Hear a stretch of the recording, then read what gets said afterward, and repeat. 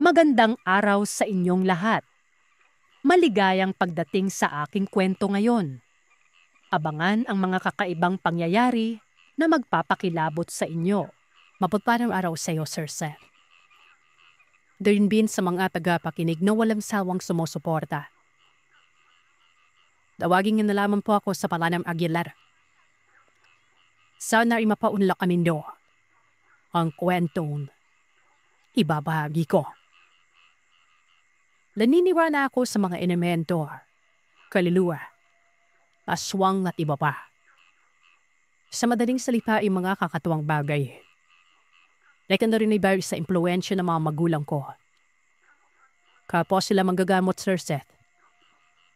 Nakakatuwang isipin. Nagkakilala at nagkatuluyan silang dalawa dahil lamang sa kanilang mga angkin ng bilibad.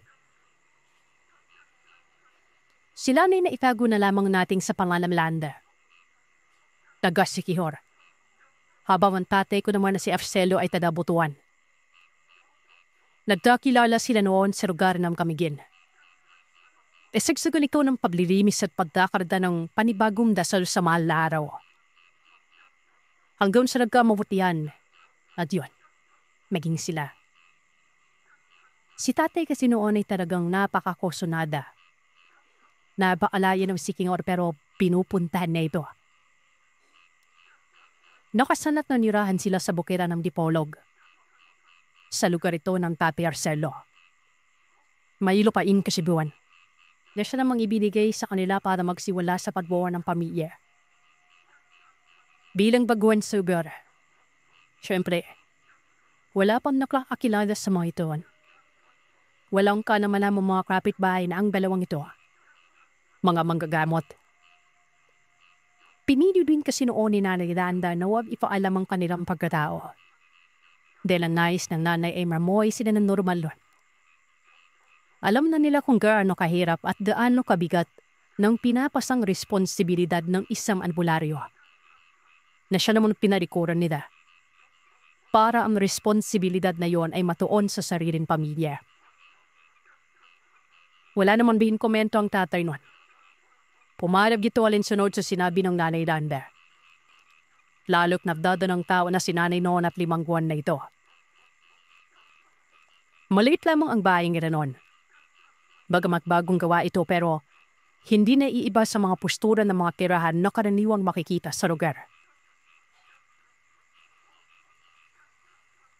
Sino bang mag-aakala na sa pananahinik nilang yon ay may mangyayaring hindi maganda? Dekada 80 yun. Ina-assume noon si Nanay Landa. Hindi naman natatakot ang mag-asawa dahil alam nila ang daduin sa binitong tagpo. Notable lang, na yung mga alam na sila noon. Si tatay ay pasimple lamang na pinagtaboy ito. Wika niya, sa ibang lugar lang gumambala ang aswang bay, hindi kilala nitong nakatira sa bahay. Baka yun pa o anong dalilan para ikamapay ng ninanaw na yan. Pero hindi natipina gumani yung aswang na ito. Hindi pa nagpaparamdam ng poder o pangontra si tatay at nanay.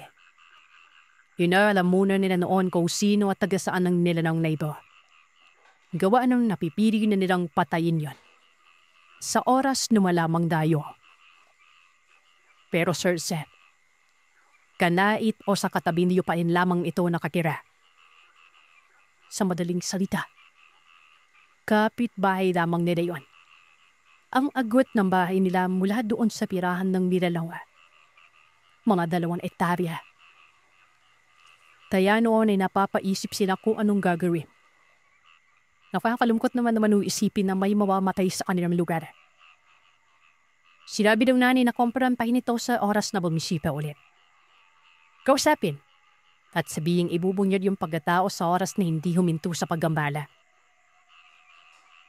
Bakit hindi na rin tayo magpakilala sa kung ano tayo Landa? Nang lubayan ka agad. Ang sabi naman ni Nanay Landa ay wag gumano. Pwede manong gumamit ng karunungan pero wag gagawin ng pagpapakilala.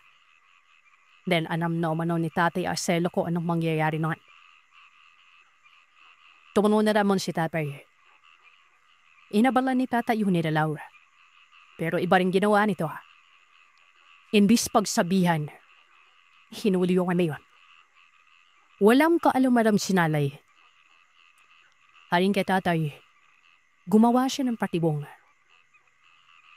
Etong patibong umano na ito ay parang pangbata na.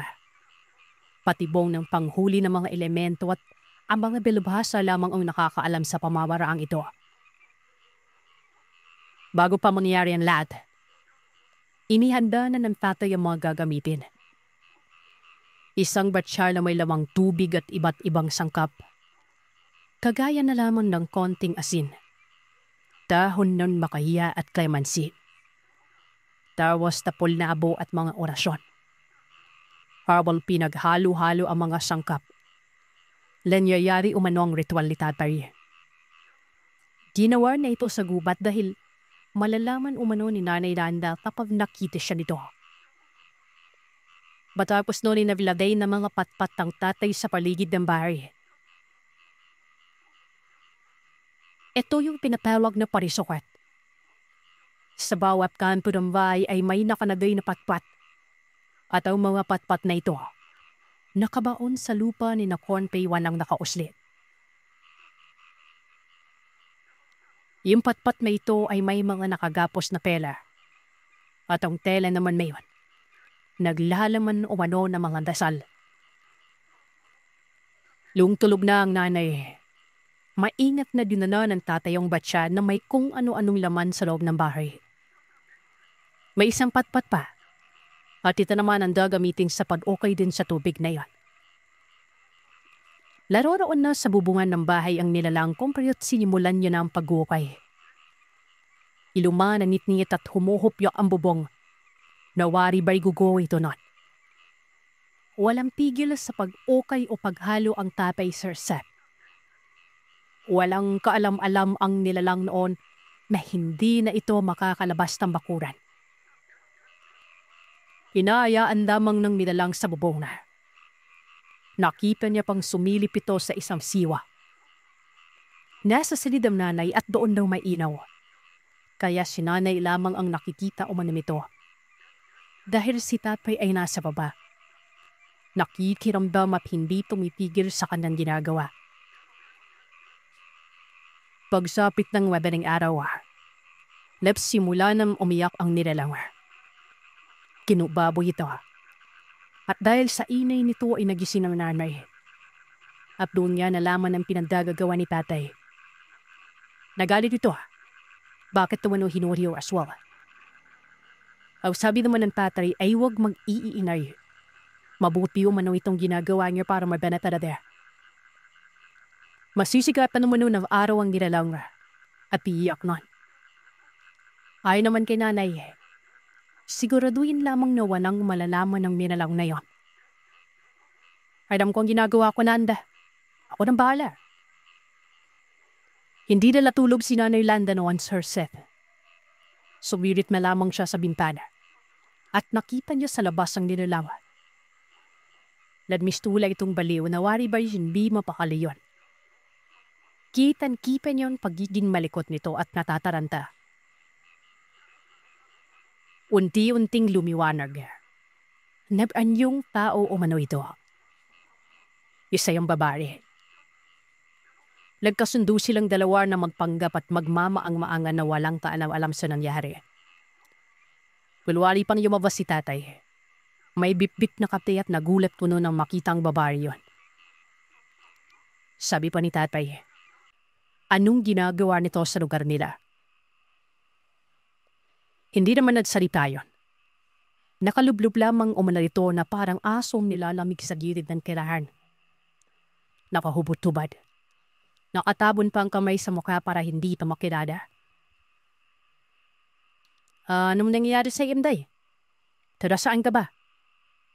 Landa, may babae bita sa labas, Lando. Hindi ko kilala kung sino.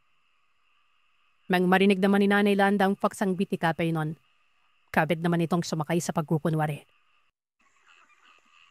Sinabi ni nanay na baka baliw yon. Ikuha umano na mo sa suot. Niyaya na itong pumasok sa loob. Baka umano may makakipa sa kanya sa labas nun. Din palang pinanggal ng babae ang tamay na nakakabon sa mukha niya. Daan-daan yung tumayo. At kita umano sa mga mata nito ang pamamaga. Hinabutan niya ng damit ni Katay.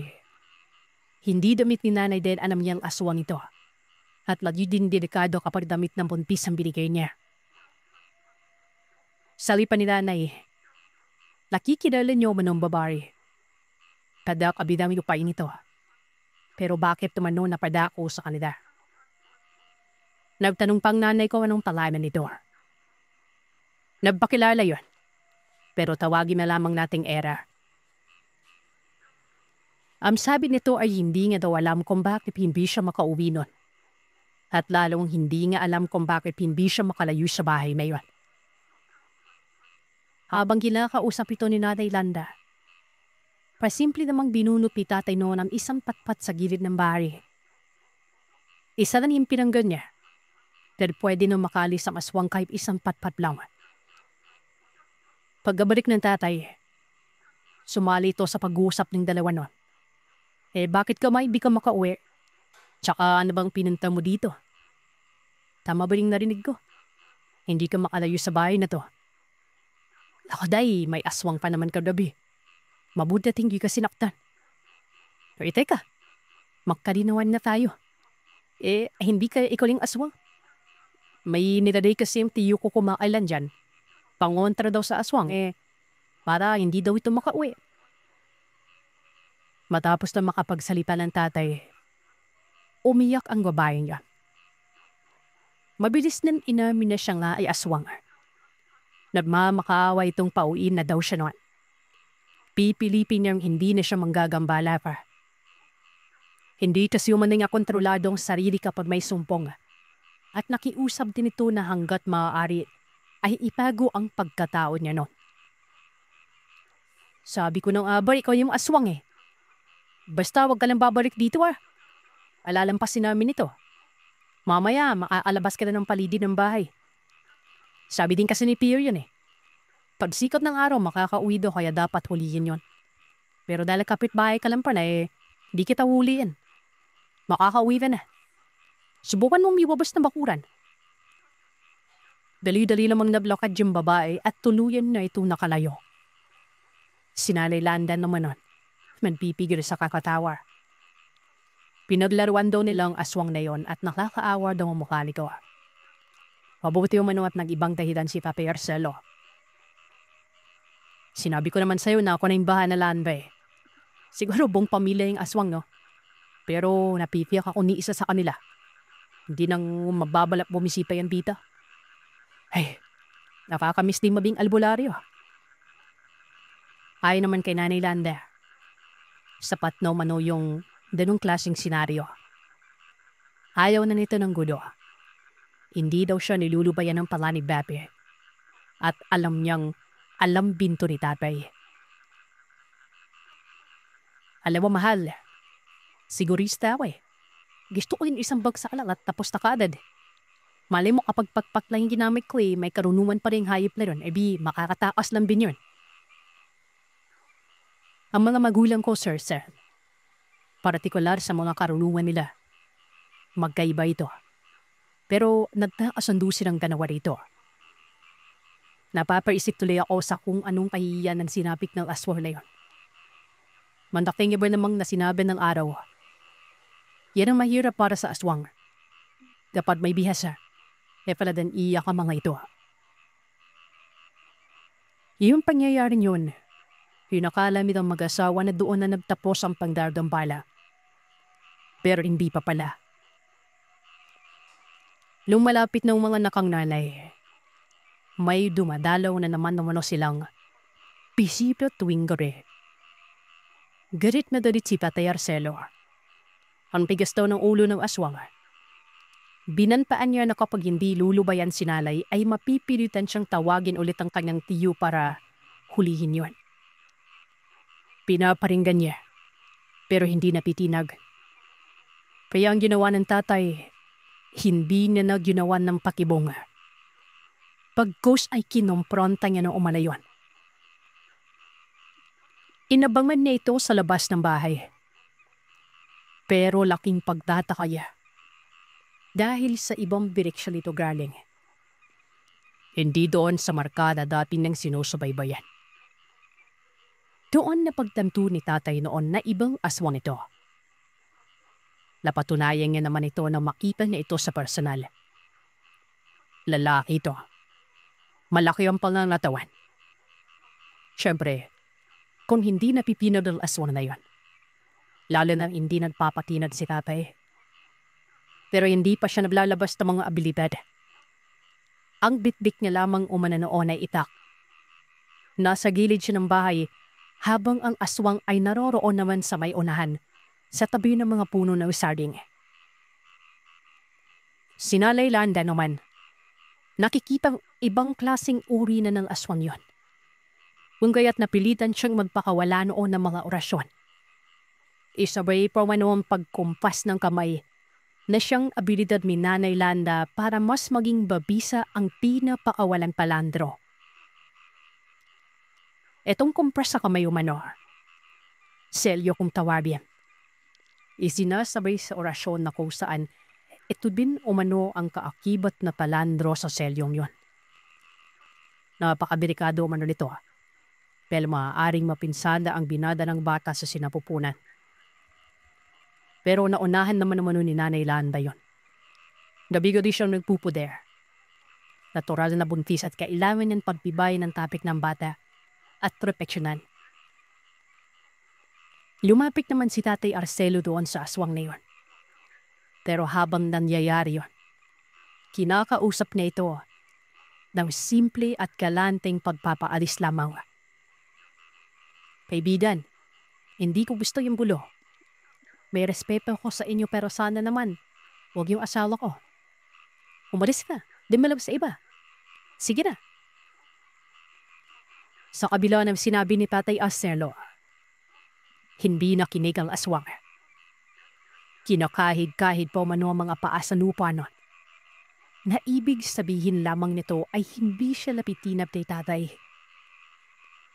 Wala nang nagawa pa si tatay doon. Total ay hindi naman ito padaroan kaya pinatulan niya na. Sa tulad ng mga pinapakawan ng palandro ng Nanay Landa, hindi napapansin ng nilalang na nagaan yung tao na pala ito. Paglapit ni Tatay Arcelo. Sinunggaban niya si tatay pero tinagaya ni tatay sa paa. Bailan namang halos hindi ito makatayo ng matumba. Tira bagulat pa umano ang nilalaw. Pinabunan nito ang mukha nun. Mahiya ka ba namang tao na pala siya at wala siyang alam dito? Sinabi ko naman sa'yo hindi ko gusto ang gulo pero pinipilit mo ako. Mabuti at hindi ko pinatama sa ulo mo. May oras ka pa para umalis bago mabago yung isip ko. Wag na wag ta nang babalik pa. Kumagapang umano ang nilalang na yon. Sinusundan pa ito ni Tatay Arcelo gawa ng sinisigurado niya noon at may kasama ito. Sa kabutihang palad, wala naman umano. May iraos ang unang anak nila. At ito si Kuya. Si Papay ay kaping-kapi na ang kanyang kamay nun. Gusto niya nang bumalik sa panggagamot. Pero dahil sa pinapaanalaan ng ladi pa ng Nanay Landa, ay hindi natutuloy. Habang tumatagal, nagkakaroon na rin sila ng mga kapilala sa lugar. Patunayan, yung kapitbahay na may aswang, maging kaibigan ni Patay at Nalay ang padre di pamilya dito. Di nila nalaman na isa ng panang aswang sa pamilya. At yun yung babae. Pero luwayas daw ito dahil hindi maatim na nakita siya lagi nila Tatay at Nalay. Siguro, may iyayan sa mga nagawa niya. Nawaan lamang umano yun sa nobyong Padasurigaw. Doon ipagamot nila. Hindi na umano natanggal ang pagiging aswang nito. Nagkatipigan si Nanay at Tatay. Salukuyan sila noong nasa bukana ng bakuran habang napapada ng tatay ng aswang. At yun na, doon pa lang nila nalaman na iisa ng palang aswang at bagong niyang gawin. Pawalanan na lamang natin ang tatay ni Ira na Manong Tedo. Nagtanong pa si tatay kung sinong nilapitang albularyo at ano ang abilidad nito. Da siya namang mabilis na pinuna ni nanay nun at baka mapaghahalapaan silang dalawa dahil sa kakaibang pagtatanong na yon. Mabuti na lang umano at hindi na ginala ito si Manong Tedo. Bagkos ang sabi nito, nasa kabilang layo no umano ang tirahan. Magaling na albularyo umano yon dahil sa mga napapagaling itong sakit. Kailan ba na yung anak ni Manong Tedo? Mag-iisang taon na itong layanggaw sa era. Rapa na. Pasensya na sa panggagambalan niya sa inyo Narista ni Manong. Alam niyo ba kung saan siya nagpunta? Sabihan mong ud na maya. Kabilang naman ng asawa ko'y nakakaalam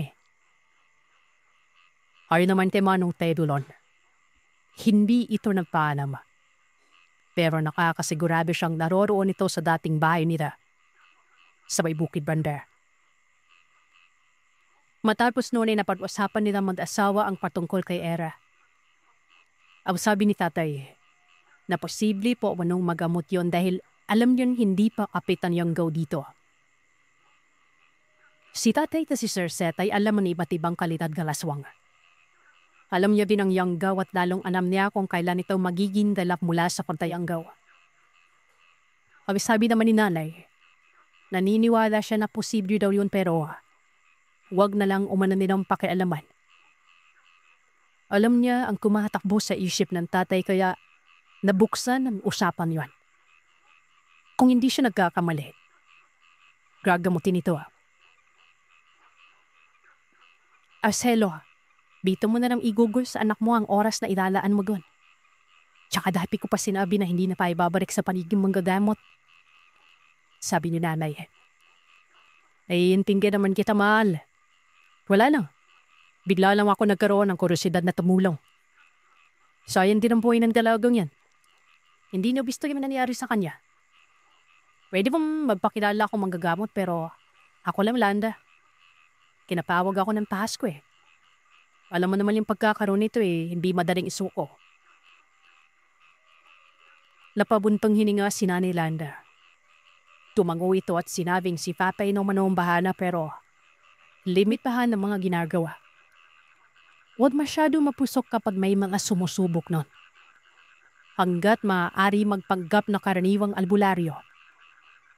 Kahit pa man sa likod daw nito magaling siya. Maraming salamat, Landar. Pasensya na. Kinapawag lang talaga ako ng Pasko Pero huwag ka mag-alala. Hanggang bilan sa mga sinabi mo. Yun na ang mga dapat mong isipin. Agad-agad Sir Seth. Ang unaw na dimpuntirya noon ni Patay ay walang iba kundi si Era. Bulak na bulak ikang pamilya ni na Era. Maging si Manong Tedo noon.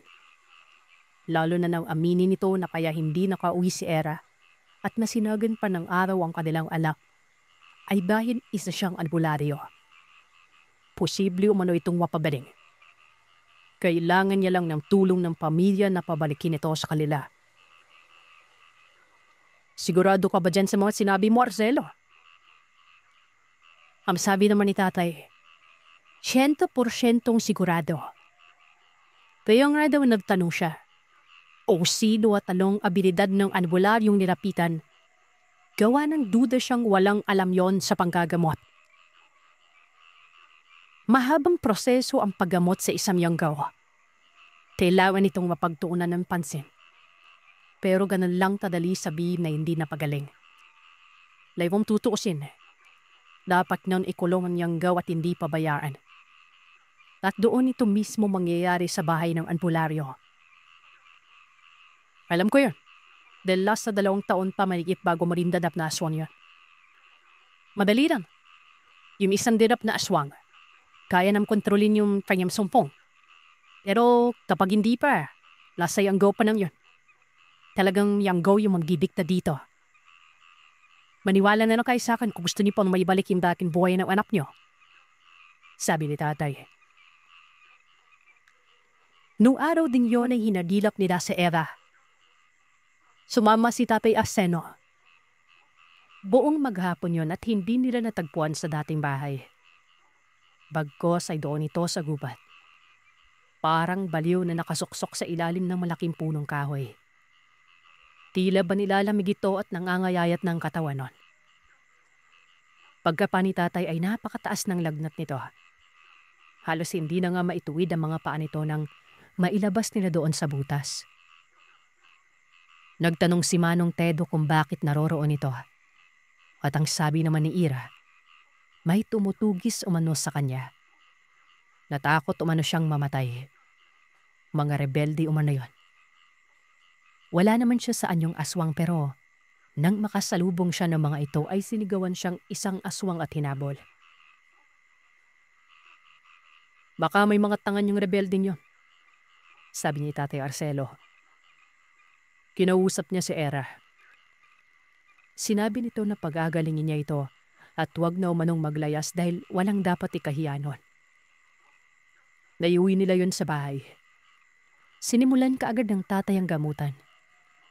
Mga karaniwang pamamaraan pa ito dahil nga kailangang mahanay ang bawat proseso. Nagpagawa ang tatay noon ng kulungan. Hawlang malaki ito na siyang nasa likod lamang ng bahay nila Era. Pero tinabunan yun ng maraming yero para walang makakita. Bukod ba dyan, nagsabi ang tatay Arcelo na walang sino mang tao ang makakarating sa likod maliban na lamang sa kanila. Mga linggo din yung karaniwang gamutan nun. Hanggang sa bigla na lang napabisita itong dating albularyo na sumubok kumamot kay Era. Kinutsapang tatay, dahil sino ba umanong albularyo ang gagamot sa isang ganap na aswang. Medyo nakakainsulto yon pero nginitian lamang ito ni tatay. Pangalanan na lamang natin yung albularyo na ito na si Manong Domingo. Ikaw ba yung baguhan dito? May karunungan ka at ramdam ko yon pero hindi mo alam yung ginagawa mo. Dapat nga ginagawa dyan, pinatay na lang eh. Uwi ka nito na siyang nagpapantig at nagbasag sa pasensya ni Tatay Arcelo nun. Nasagot niya ito. Ang sabi ng tatay, hindi nasusukat ang karunungan sa kung gaano kalalim. Pagkos ay nasusukat ito sa kung paano gamitin ang tama. At sa tingin niya, ang ginagawa niya naman ay tama nun. Hayaan daw siya sa kanyang gagawin at ipapakita niyang gagaling ang dalaga. Ayun lang po Manong Domingo. Pasensya na po pero wala po akong panahon sa pakikipagtalo sa ganitong larangan. Nagalit si Manong Domingo nun. Hinamon si tatay. Matapos lang makapaghamon ay tinapik sa batok si Tatay Arcelo. Na siya namang dahilan para sumimangot ito dahil nga isang tigal po umano yon. Pero kahit papanay nakayanan ni Tatay Arcelo. Pilyong matanda ka. Wala kang respeto. Hindi mo man lang inantay ang magiging resulta. Sige, kung gusto mong magpakilala ako sa'yo, magpapakilala ako. Yun lang ba yung kaya mo? Biglang sinunggaban ito ng tatay. Sinakal ni Tatay Arcelo ang Domingong yon at sinabing, gusto mo bang mabilang sa mga pinatay ko kasama ng mga aswang? Kung gaano ka kabiyasa sa larangang to, napakalayo pa ng aabutin mo para mapantayan ako. Kahit bata pa ako sa'yo, mas marami akong karanasan. Lalong-lalo na, nakakapangilabot yung taglay kong abilidad. Inangat ni Manong Domingo ang kanyang kamay. Pagpapahiwatig na sumuko na ito. Ang sabi pa ni Manong Domingo, hindi niya alam na ganong presensyang bubungad sa kanya. Dahil ang nakilatis na kanina, hindi niya maramdaman. Sabi ko naman sa'yo, hindi ako nakikipagtalo sa ganitong usapin. Alam ko namang walang patutunguhan. Di ako magkakaroon lang ako ng kasalanan. Baka makapatay pa ako. Bigyan mo ako ng pagkakatawan. Papagalingin ko tong dalagang to at malalaman mo ang proseso. Ituturo ko sa'yo. Hindi naman nagbigay ng opinyon pa si Manong Domingo. Natural. Ano pang sasabihin niya, di ba? Mapapahiya lamang siya. Bagkos ay nanood ang matandang yon. Habang ang pamilya naman ni Era, sa pagkakataong yon, makikita sa mga mukha ang tensyon. Mantakin niya ba namang doon mismo sa harapan nila kamuntikang magkapatayan? Bakit patayan? Ayon kay tatay, si Mang Domingo Danoon ay may mga inusal na napakadelikado. Mabuti at nagulat niya ito kaya nabasag yon. Kung kaya't naputol ang pangsangbit nito. Dagdag pa ng tatay ko, mabilis niyang inalkontra dahil kahit hindi natapos ang pagsangbit, ay may epekto pa rin umano yon. Mula ng araw na yon ay naging magkaibigan silang dalawa. Nagtulungan sila sa paggamot kay Era. Pero ang sinusunod na pamamaraan nun ay ang pamamaraan ng tatay. Hanggang sa patagal ng patagal ang gamutan. Gawa ng si Era ay madalas nang sinusumpong. Pinapalabastagan ni tatay ang aswang sa katawan niya. Nung huling sandali ng gamutan, paulit-ulit nang pinapainom ng lana itong si Era. Kasabay naman noon ang paghampas dito ng latigo at ikog pagi o buntot ng pagi. Hanggang sa bumigay si Era nun. Sinuka nito ang napakaraming langis. Wala kasi umanong ibang laman ng tiyan niya kundi langis lang. At kasama sa sukang yon ang yanggaw. Pagong nalusaw ang yanggaw. Galing ito sa uri ng aswang na tinatawag na kaskas o sa Tagalog pa ay tiktik. May hahalin tulad ito sa lahi ng gabunan pero namumukod tangi talaga ang purong lahi dahil hindi yanggaw ang ginagamit ng gabunan sa pagpaparami, kundi nasa dugo talaga ang pagiging aswang. Sinusumpong daw kasi ang kaskas sa tuwing kabilugan ng buwan, katulad ng gabunan. Pwede naman mag-anyo talagang gabunan ng aswang depende sa gusto nila pero kapag kabilugan ng buwan, ito talaga umano ang tagutom nila.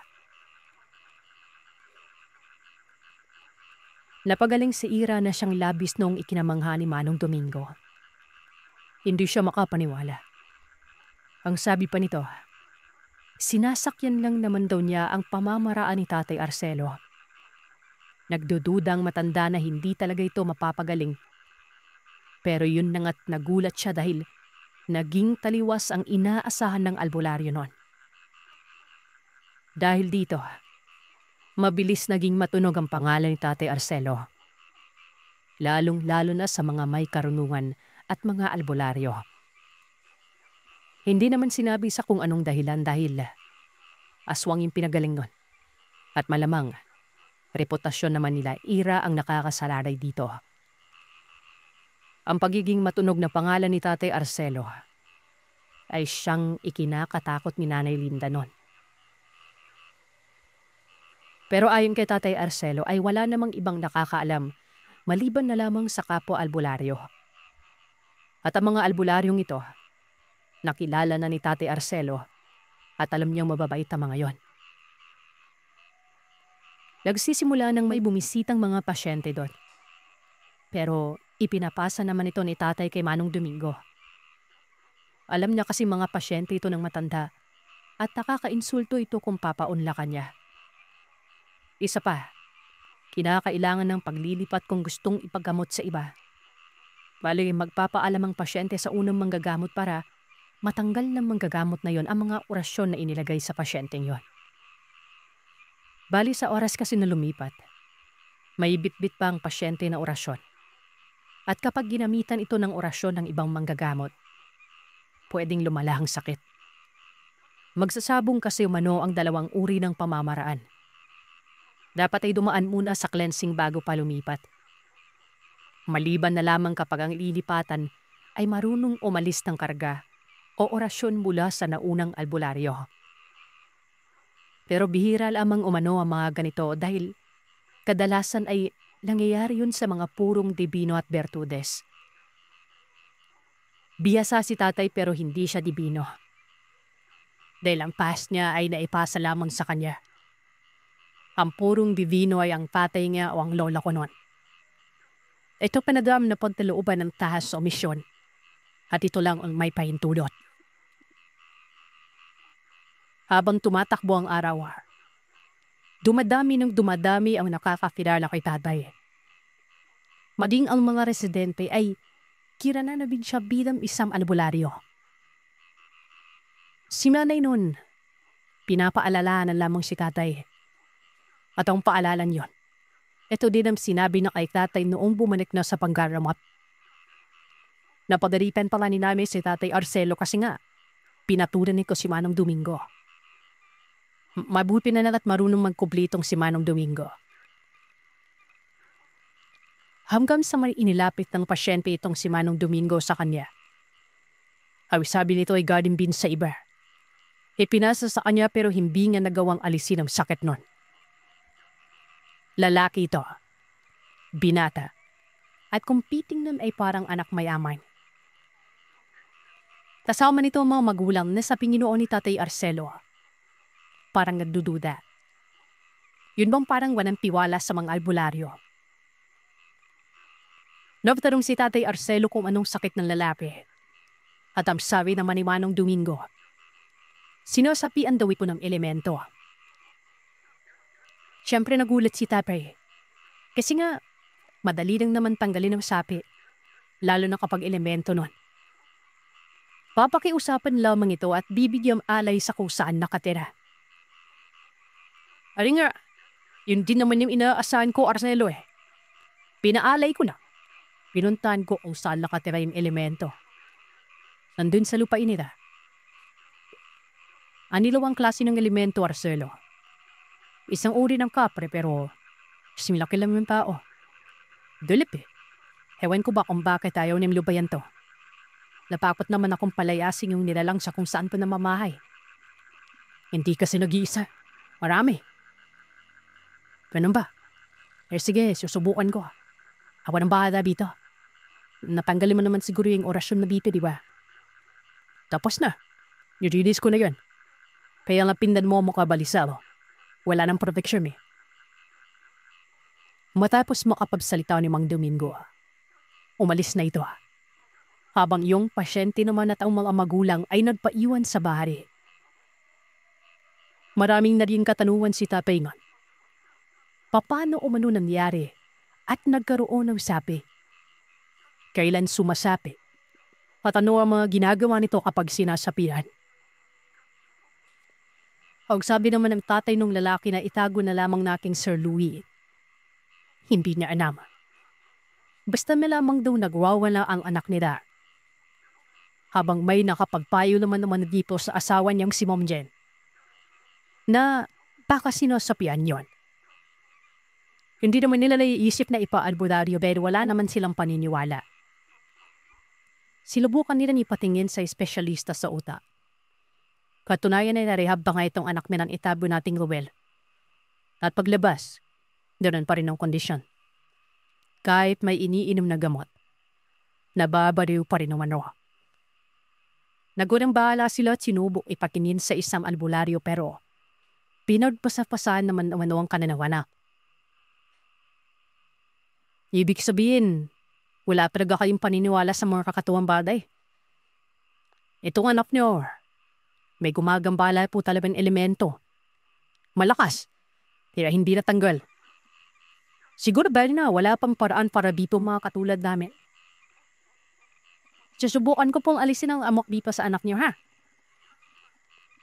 Sa mga sandaling yun ay walang ano-anong pinako kagad ni Tatay Arcelo ang elemento. Kita sa mga magulang nito ang pagkagulat. Sinabi pang sinusumpong na naman umano ang kanilang anak noon.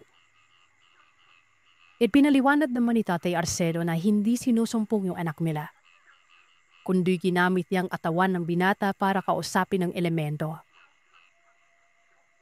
Sinalay Danda, siguro ay nairita na ito sa mga magulang ng binata kaya pinalabas pa ng bahay. Pinadantay sa veranda. Napanipi naman si tatay noon at sinabing mabuti ka mo at ginawa yung Nanay Landa dahil nawawala ang konsentrasyon niya. Kumpirmado. Anilong nga ang elemento, Sir Sep. Napatunayan ito ng tatay. Kakaibang taglay na kapit ito.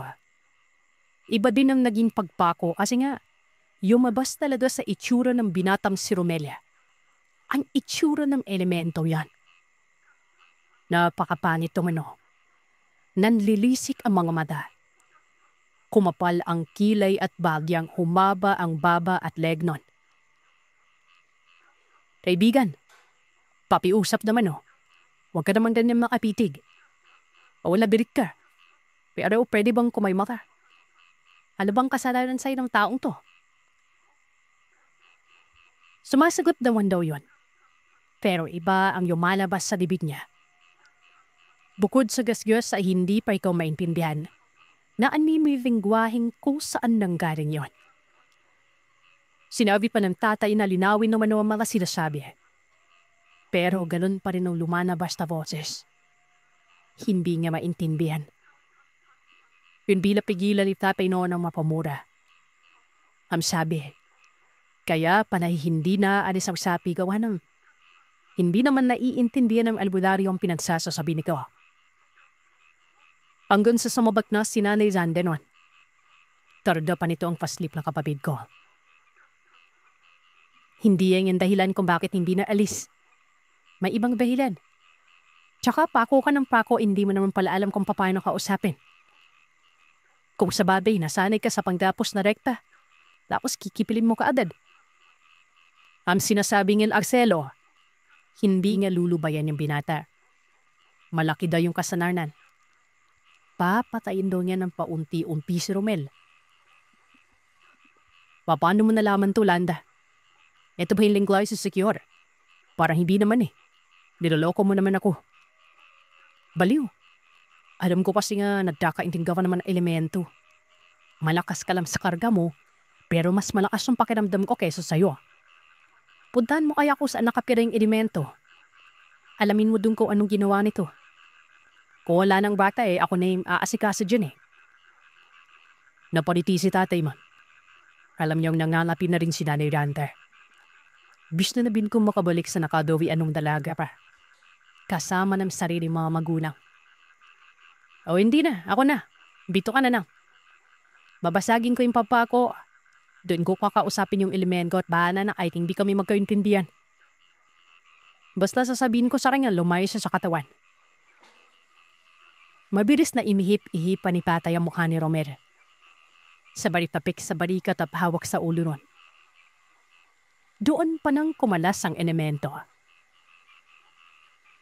Ladmangkay ang tatay Arcelo sa mga magulang na magpapasama siya sa kusaan sinasabi ng ibang albularyo na naroroon na kapirang elemento.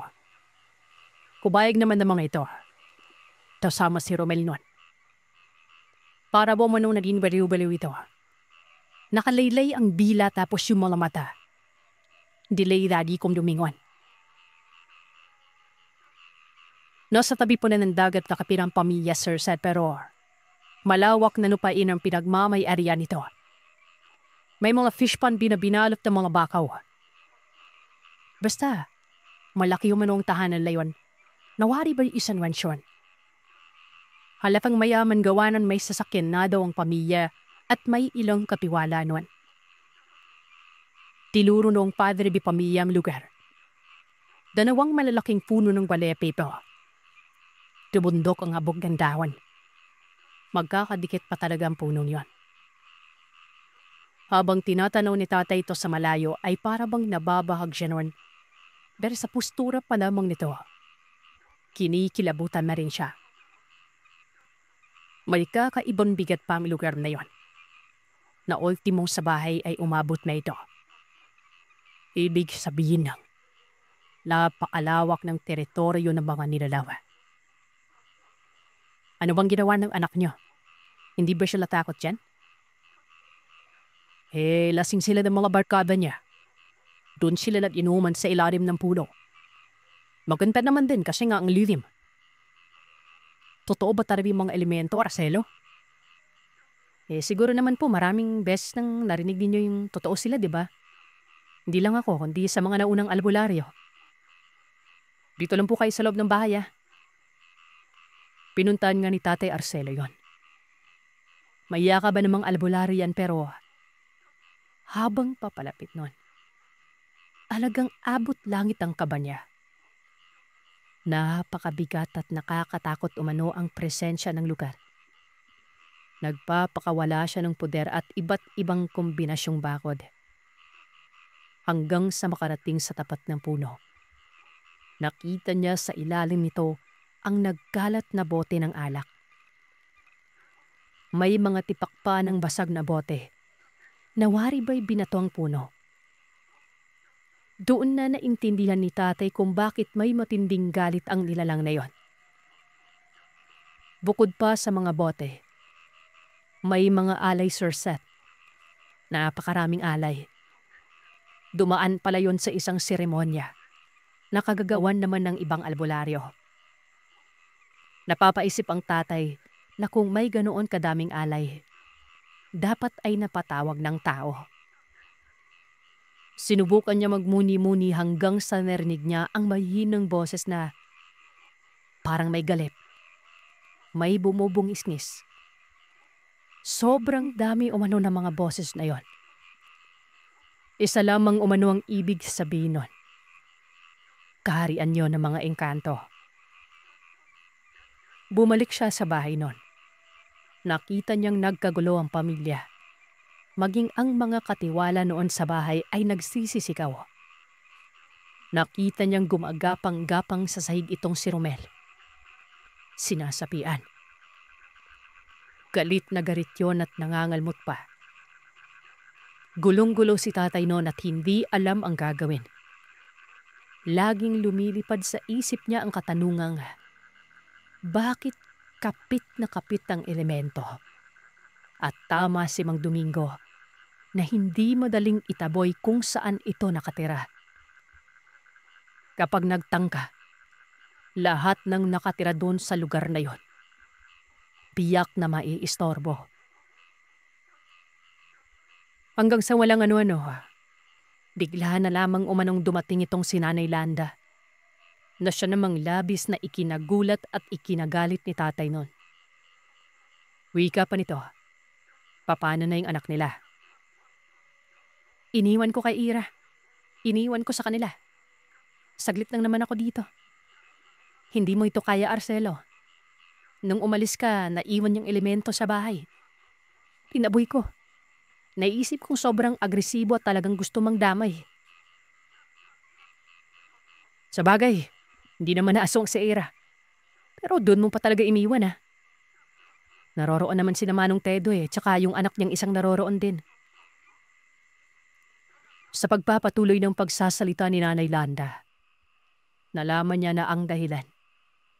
Naalala niya ang sinabi ng kanyang ina noon na hindi napapagaling ang isang tao na dinagambala ng elemento kapag kulang ito sa paniniwala. Kahit anong gamot dito, kung walang paniniwala ay hindi gagana ang gamutan. Kung dudulog man sa isang albularyo, dapat ay dala din ito ang pagtitiwala sa albularyo at paniniwala na mapapagaling ng albularyong yon. Ganun na lang ang panlalaki ng mga mata ni Tatay Arcelo noon dahil totoo naman ang sinasabi ng Nanay Landa. Lahat ng pasyente na lalapit sa isang albularyo, dapat magtiwala ito sa kakayanan ng isang albularyo. Dito ay sinabihan ng prangkahan ni Tatay Arcelo ang mga magulang ni Romel noon. Maging ang buong miyembro ng pamilya na hindi gagaling si Romel. Mas lalala lamang ang lahat. Dapat magtiwala ang mga ito sa pamamaraan ng isang manggagamot. Dagdag pa ng tatay. Unang bungad pa lang ay alam niyang nagdududa na mga ito sa kakayanan niya. Kaya walang albularyong nakakapagpagaling o nakakaresolba ng problema. Hanggang nagulat na lamang si Tatay Arcelo noon nang sabihin ni Nanay Landa na gapusin umano ang mga elemento. Siyang bahalang kakausap at kapag hindi nakinig ay kikitilin niya umano silang lahat. Nagulat si tatay siyempre. Hindi na nga mataboy-taboy yun at hindi rin makitil ng ibang albularyo. Doon niya napagtanto na si nanay ang mas malakas sa kanya. Maliit niya pa naman ito minsan kaya pala pinagtatawanan lamang siya dahil ang dami palang alam nun. Pero hindi na siya nagbigay komento pa. Minabuti niyang ipako ang elemento. Bagamat nakasapi na yon pero iba kapag tinamaan ng pampako. Gawa ng hindi yun makakapalag. Matapos makapag-usal, isang tapik lang ay gumulong sa sahig si Romel. Tumihaya ito na siya namang kaagad na nagmungkahi si tatay noon na tulungan siya sa paghawak. Dalawang katiwala yun at tumulong na din si Sir Louis. Nagdadasal na si Sir Louis noon. May bitbit pa itong rosaryo. Doon naging kampante si tatay. Pambitaw ng kataga ni Nanay Linda. Galit na sumabat si Romel. At may sinasabi na hindi maintindihan pero para bang nag-uusap sila ng nanay. Sabi ni nanay ay wala siyang pake. Sobrang tigas sumano ng nilalang. Tingin ba umano nito ay malakas siya? Tingin ba umano nito ay kaya niya si nanay? At tingin ba umano nito ay makakatulong sa nilalang ang sangkatutak ng mga kasama nun? Sinabihan pa ni nanay na baka sunugin pa nito ang tirahan nila. Doon na sinabi ni Nanay Landa na huling pakiusap na ito. Pero kapag nagmatigas, papatay niya 10 mga kasamahan ng nilalang na yon. Idadamay umano ang tirahan nila. Papatayin umano ang punong yon. Paulit-ulit na sinasabi ni nanay na lubayan ng binata sa ngalan ng Panginoon.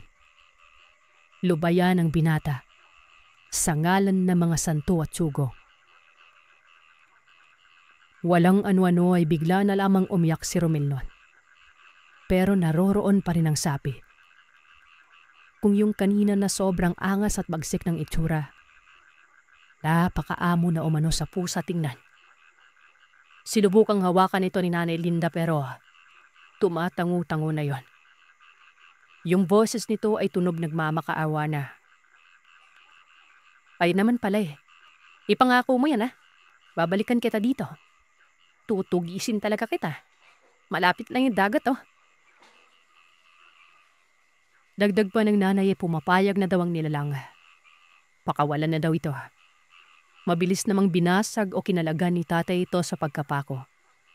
At doon ay kitang-kita sa mukha ni Romel ang biglaang pag-aliwalas. Para bang kakagising lamang ito at nagtalong pa kung anong nangyari sa kanya. Sobrang nagtaka ang pamilya. Ang sabi ng tatay nito, sa kauna-unahang beses ay matino na daw magsalita si Romel. Doon pa lamang umano nila naramdaman na anak na nila ito. Napapakamot na lamang ng ulo si Tatay Arcelo noon. Hindi makapagsalita. Nagpaalam silang uuwi na pero inabutan sila ng pera ng pamilya. Malaking halaga yon. Tinanggap ito ni tatay. Aminin ko, Sir Seth, na tumatanggap ng pera si tatay pero si nanay ay hindi. Silita pa nga ito ni nanay pero ang sabi ng tatay, sayang naman umano. Nagpatuloy sa gawain si tatay. Marami pang karanasan sila mag-asawa. Sa mga sumunod na buwan, lahat naman ng yon ay nalampasan nila. Si nanay ay nagsimula na rin manggamot paminsan-minsan pero sa kabuuan ay si tatay lang talaga ang nag-aasikaso. Bale, ikalawang opsyon lamang si nanay. Lalo na kapag abala ang tatay nun. Magandang araw po sa inyo, Sir Seth. Tawagin niyo na lamang po ako sa pangalang Gemma. 40 anyos na po ako ngayon at kasalukuyang naninirahan sa lugar ng mister ko sa Sarangani. Balikwento ko po ito. Sariling karanasan ko noong kadalagahan. Tungkol sa noong ipinagbubuntis ko ang panganay kong anak, na anak ko sa pagkadalaga. Opo, Sir Seth. Anak ko po siya sa unang nobyo ko dapat. So bali ganito po yun. Hindi po sa Sarangani ang pinaka-probinsya ko. Gaya ng sabi ko ay sa mister ko yon. Lumaki ako sa parte ng Visayas na halos dikit na sa mga isla ng Mindanao. Lumaki ako sa striktong bahay. mula sa lolo ko at sa tatay ko. Yung tipong wala naman po silang mga pwesto sa pagiging militar pero sila yung tipo ng palaging lalaki ang masusunod. Hindi ko naman masasabi na mababa ang tingin ng lolo at tatay ko sa mga babae pero yun nga, masabihin natin na para sa kanila, lalaki yung mas gagalaw sa isang pamilya. Hanggat nasa poder kanila, sila ang masusunod. Hindi naman ito yung tipo ng pamilya na masistress ka kasi sir, sa totoo lang, ang lolo ko at ang tatay ko, tsaka yung ibang kapatid ni tatay ay kagalang-galang po talaga. Hindi pala away. Minsanan lamang ko mag-inom tapos lambanog pa. As in pagdating sa pagkakakitaan mula sa bukid, sa mga alagang hayop na pinapalahian, mga gulay, prutas, ang padre de pamilya ang kumakayod nun. Basta sisiguraduhin lamang talaga na kami, alam namin ang responsibilidad namin. Kagaya ng pag-aaral na mabuti, paggawa ng gawaing bahay. Dapat ay malinis ang bahay kapag dumadating sila. Nakaluto na. Maayos ang luto, maayos ang kanin. Nahugasan na maayos ang pinggan. At gustong-gusto po ng tatay at lolo namin na nakikita kaming nag-aaral kahit pa yan nakadapa o kung anong posisyon. Hindi kami iniistorbo ng mga yan. Tititigan ka talaga na tuwang-tuwa at para bang proud na proud sa'yo. Hindi tulad ng kapag nakikita kang tulala, aba, uutusan ka po ng uutusan ng mga yan. Hanggang sa dumating ang panahon ng kadalagahan ko. Hindi ko alam kung dala lamang ba talaga ng pagbabago sa katawan at sarili pero para bang naging suwail akong anak nun. Kini-question ko na yung paghihigpit nila. Alam niyo yung ibon na gustong kumawala sa hawla. Ganun na ganun po yung pakiramdam ko nun. Siguro sa inis ko, nung tumungtong na ako ng 18 taong gulang, sinabi ko na lang na magbubukod na ako. Magtatrabaho ako para matustusan ang sarili kong pag-aaral. Nung una, talagang nakita ko yung pag-isbid ni tatay. Ang sabi niya lang sa akin kapag umalis na daw ako ng bahay, mawawala na daw ang responsibilidad niya sa akin. E di ayon Sir Zet, umalis ako. Sumama ako sa mga kaibigan at kaklase kong working student din nun. Tagabantay ng karinderiya, tagalaba, nangangamuhan at kung ano-ano pang pinapasukan ko noong trabaho ko habang nag-aaral sa isang kilalang paaralan sa lugar na pinuntahan ko. Hanggang sa ito na nga. Nakakilala ako ng lalaki nun na tawagin na lamang natin sa pangalang Mauricio. Madalas po siyang kumakain sa karinderyang pinagtatrabahuhan ko. At ang sabi ay isa siyang trabahador sa isang konstruksyon. Parang kontrata lamang ba? Hindi siya taga-isla sa amin.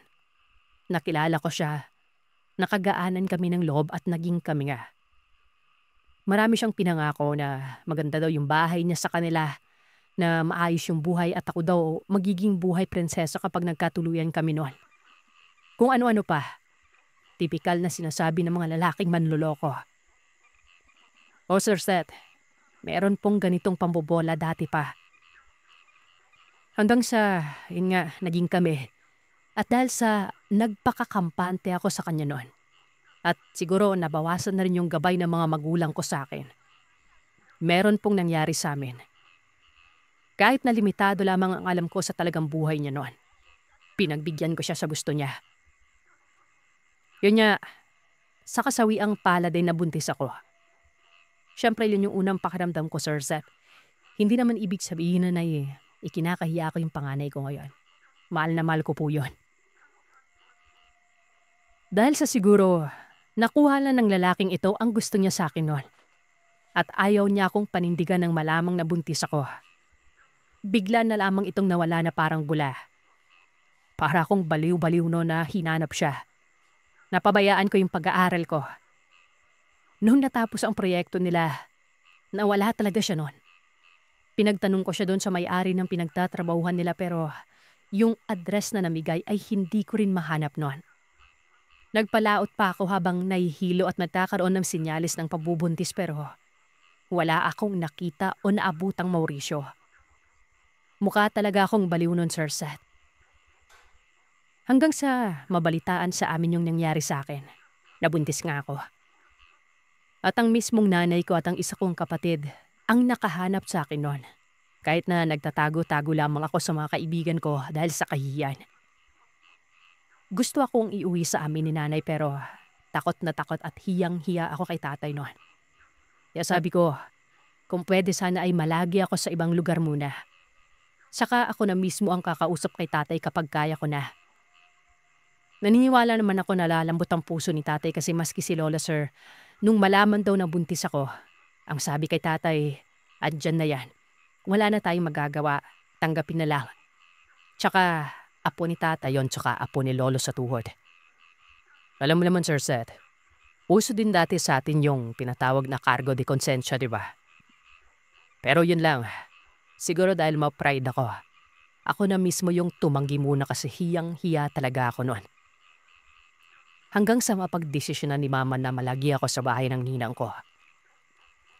Ang ninang ko naman po ay ang pinaka-best friend ni nanay. Halos kapatid ng turingan nila. Madagdag ko lamang Sir Seth na noong mga panahon na yon, walang kamag-anakan si nanay doon sa lugar namin.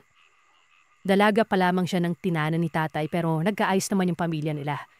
Kaya isa itong si tita sa pinaka-best friend niya talaga noon.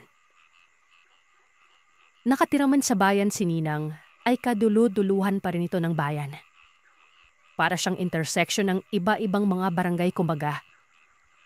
Dati ay hindi pa ito kinukonsiderang main road o daanan ng mga sasakyan. Pero ngayon, simentado na ito at nagmistula ng bus stop na mga galing sa mga pantalan. Subali ito na. Pumayag sila Ninang. Sila ng asawa niya hindi na nagkaanak. Parang sila pa yung na-excite noon. Hindi ko alam kung sino sa kanila ang may problema kaya hindi sila makabuo. Pagkarating namin, tuwang-tuwa na sinalubong ako ni Ninang. Maliit pa naman ang tiyan ko noon, Sir Seth. Talagang kahit ganoon ay himas-himas niya pa rin yon. Ang asawa naman niya ay abala noon na nag-aangkat ng mga langka sa may merkado. Taga-harvest kasi ng mga tanim nilang langka noon na makikita lamang din sa bakuran nila. Kasama ko si nanay noon at ang kapatid ko na dumating doon. Nagpahapon sila doon kasi hapon pa yung sunod na daan ng pabalik sa pinakasentro ng bayan na sasakyan. Pagkatapos ngayong malis na sila, matapos akong paalalahanan ng mga bagay-bagay na tumulong sa mga gawain, kung kailan siya babalik at makinig lagi ako kay Ninang. Mga bandang 4:00 ng hapon, hindi na masyadong mainit ang araw noon. Nang magdesisyon si Ninang na mag-ikot kami sa lugar. Ang sabi lamang niya ay nakapunta na daw ako noon doon nung bata pa ako pero syempre wala din naman akong maalala noon. Inuna naming lakarin yung likod ng baryo. Ito yung parte na nakatapat sa may mga bukid. Purong lupa, putikan, damo, at mga ligaw na halaman ang madadaanan mo dito. Hindi uso dito ang trespassing sa probinsya. Basta walang bakod o hindi nakalagay na bawal ay pwede kang dumaan doon. Naaliw naman ako at mas masarap ang hangin dito kaysa doon sa lugar kung saan ako nag-aaral at nagtatrabaho. Medyo syudad na po kasi yon. Nga pala, huminto na rin po ako sa pag-aaral nito.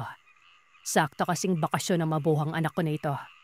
January baby kumbaga. Hindi ko na alam kung ilang metro na ang nilalakad namin. Maski si Ninang ay naaaliw din sa kakaturo sa akin yung mga daan. Tapos kasama pa nito ay yung panguuha niya ng mga prutas o kung ano-ano pa. Ayon kay Ninang, hindi naman daw kasi siya na lagi doon palagi dahil sa palagi siyang mag-isa na pagwala si Tito. Nakakatamaran niya na wala siyang makausap noon. Kaya anong naglakad-lakad lamang kami, nagkaroon siya ng pagkakataon. Nang makarating kami sa medyo pataas na parte ng lupa, umakyat lamang kami saglit doon. Nakita ko na merong malapad na putikan doon na merong tulay. At kapag tinawid mo yung tulay na ito, ay parang ibang lugar na. May mga natatanaw akong mga kabahayan doon. Tapos yung mga kabahayan na yon, yung parang pinagkaiba lamang doon sa mga kabahayan sa parte nila Ninang, ay parang mas malago ang mga puno at matataas. Tapos ay parang hindi napuputulan yung mga ligaw na damo sa paligid. Sabi ni Ninang, dati daw yung malaking daluyan ng tubig, yung nasa pagitan ng tulay na yon. Pero tinabunan nito. Kung anong dahilan, malalaman niyo rin po sa pinakahuling parte ng kwento na may kinalaman o koneksyon din sa kababalaghan na nangyari sa akin ngayon. Yun nga lang talaga ay naging maputik na ito. Palaging basa kasi kahit papano ay naiimbak pa rin ang tubig doon. Kaya nga may tulay kasi malambot pa rin umano ang lupa. Parang kumunoy at pwede kang lumubog pababa. Dito ay medyo nag-iba yung ekspresyon ni Ninang noon. Para bang may bigla na lamang siyang naalala na, alam mo yun sir, bigla siyang natauhan na sana ay hindi na niya ako binala doon sa parte na yon. Kani-kanina lang, sinabi niya na masarap galaan yung paligid bago yung tulay. Pero matapos kaming humarap doon sa tulay na yon, pinaalalahanan niya ako na bawal daw tumawid ng tulay kasi medyo maraming mga kung anong ligaw na aso doon. Baka daw makagat o marabis ako. Masasama din umano ang ugali ng mga taong nakatira doon. At kung ano-ano pa. Sabi niya, kapag isipin ko daw na mamasyal ulit doon sa pinuntahan namin, dapat kasama siya para hindi ako maligaw. Nakapagtataka lang gawa ng tanaw na tanaw pa rin naman namin yung bahay nila. Kaya napaka-imposibleng maligaw pa ako, di ba? Matapos noon ay niyaya na ako ni Ninang na bumalik at sa harap naman daw kami ng bahay dadaan para maikot niya ako sa may bandang kalsada. Malinaw ko lamang Sir Seth, hindi pa kalakihan ang tiyan ko noon kaya hindi talaga halatang buntis ako. Tsaka payat ako na babae at maluwag pa ang suot kong t-shirt noon. Noong nadako kami sa tindahan ng barbecue, niyaya ako ni Ninang na bumili gawa ng baka gabihin pa daw si Tito sa may bayan. Lalo na kapag nakita siya ng mga kaibigan niya doon. Iinom daw yun panigurado. Hindi ganun karami yung mga bumibili noon. Pero sa tapat lang din ng kalsada yon tapos ay may mga bata pa nga na naglalaro. Matapos naming makapamili ni Ninang ng o-orderin at habang niluluto ito, nagpaalam siya saglit para bumili ng soft drink sa tindahan. Habang andon si Ninang, bukod sa maraming namimili ay may mga katsismisan pa ito. Napansin ko na nagsikalasan ang mga batang naglalaro malapit sa may bentahan ng barbecue noon. As in nawala talaga sila sa kalsada. Pagkatapos noon, meron akong narinig na boses sa may gilid ko na sabi niya, pabili ako ng atay, batikolon, tsaka isaw. Huwag mo na ulit lulutuin at sa bahay ko na lang iluluto yan. Samahan mo na rin ng dugo. Napalingon ako gawa ng katabi at kadikit ko na pala ang pinanggagalingan ng boses. Pero hindi ko napansin kaagad yon. Nakafocus kasi ako dun sa mga bata na nagsitakbuhan. Doon ay nakita ko siya, Sir Seth. Mas matanda siguro ng konti sa lola ko pero malakas pa. As in ang ganda pa ng tinding niya. Yung suot niya ay hindi naiiba sa karamihan. Pero ang hindi ko maintindihan doon ay kung bakit habang nagsasalita siya at kinakausap ang tindera, nakatitig siya sa akin noon. Ako, dahil sa hindi sanay na tinititigan ng matagal, umiwas ako ng tingin sa kanya. Maya-maya pa, nakaramdam ako ng kalabit. Matatalim na kalabit yun na para bang kinakalmot ako. Ang sabi ng babae na ito, bago ka dito no? Napalingon ako. At dahil sa makikisama ay ngumiti ako at sabi ko, opo. Idudugtong ko pa sana kung saan ako nakatira pero itong tindera ay pinuto lang pinag-uusapan namin. Tinanong ang babae kung kukuha pa ba siya ng sawsawan para mabalot yon. Tumawa ang babae at ang sabi nga, hindi naman daw siya mahilig sa manghang at sawsawan. At bago ito umalis, ewan ka sir, hindi ako nakapalag ng ilagay niya yung palad niya sa bandang pusod ko. At sinabihan ako ng, ikaw yung nasa kabilang tulay kanina, di ba? Kung kailangan mo ng paltera sa pagbubuntis mo, yung anak ko, ire-rekomenda ko sa'yo. Basta, kung maisip mo, Diyan lamang ako nakatira. Tumawid ka lamang ng tulay. Dagdag pa niya, hindi na daw kasi siya pwede magpaltera. Hindi na siya marunong maghugot ng sanggol na hindi namamatay. Sabay tawa nito na hindi ko talaga alam kung nagbibiro lamang siya noon. Sa mga hindi alam kung ano ang paltera, ito po yung tinatawag na manghihilot o kumadrona sa amin. Umalis ito at mga ilang minuto pa nakabalik na rin si Ninang. Yung tindera ng barbecue, titig na titig sa akin noon. Nang dumating si Ninang ang kinausap niya. Tinanong kung kaano-ano niya ako. Tapos sunod na tinanong kung buntis daw ba ako. Nung napalingon ako, saka na nakatitig sa akin yung babaeng tindera at sa akin binaling ang tanong. Matapos kong umuo na buntis nga ako, ang sabi niya sa amin ni Ninang, kinausap nga daw ako ng babae na tawagin na lamang nating Dadang. Namutla si Ninang noon tapos tinanong niya kung hinawakan daw ba ako ng matanda. Sabi ko oo. Kinalabit ako tapos yung tiyan. Dali-daling sinabi ng tindera na pasuuban na daw ako noon o pausukan pagka-uwi namin ni Ninang. Nang maluto na, umuwi na kami. Habang naglalakad ay hindi ako kinuwentuhan ni Ninang noon.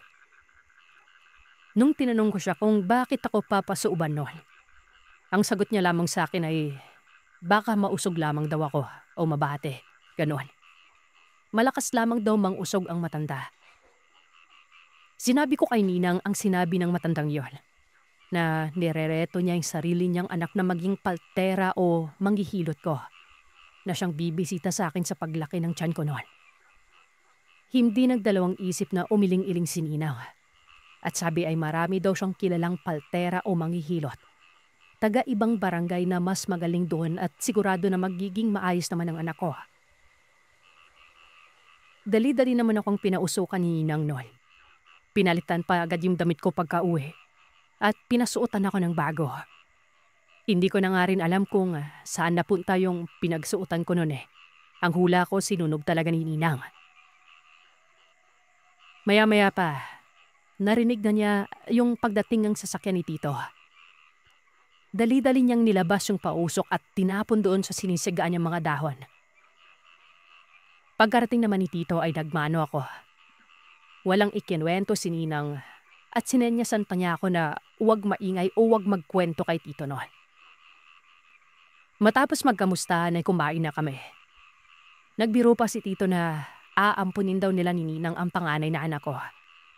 Pero syempre hindi ako pumayag, di ba? Lumipas sa mga araw na naging maingat naman ako sa pagbubuntis, kami. Pero may mga gabi pa rin noon, sir, na nagkakaroon ako ng masamang panaginip. Totoo po yung sa mga kasabihan o sa ibang kwento nyo na sa tuwing araw ng Biyernes at Martes, malalakas sa mga ganitong nilala. Kasi lagi na lamang po doon sa mga araw na yon ay nananaginip na ako ng masama. Hiwalay ang kwarto ko sa kwarto nila Ninang. Hindi magkadikit. Napapagitnaan ng banyo at kusina ang tulugan. Madalas akong nananaginip ng madaling araw. Kahol ng ahol ang aso, si Tutsi.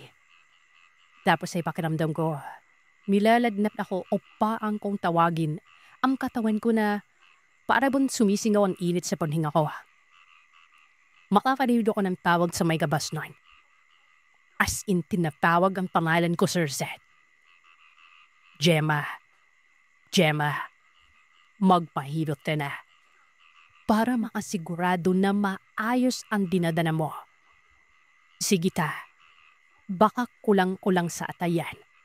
Sa laman loob, baka maubusan ng dugo. Madanong mga salita ang naririnig ko na himbing-himbi ko talaga makakalimutan noon. Ulipin ko. Tuwing Martes at Biyernes ito nangyari, Sir Seth. Kaya naman, kuminsan ay talagang pinaghahandaan ko yung mga araw na yon. Nagtatabi talaga ako ng luya.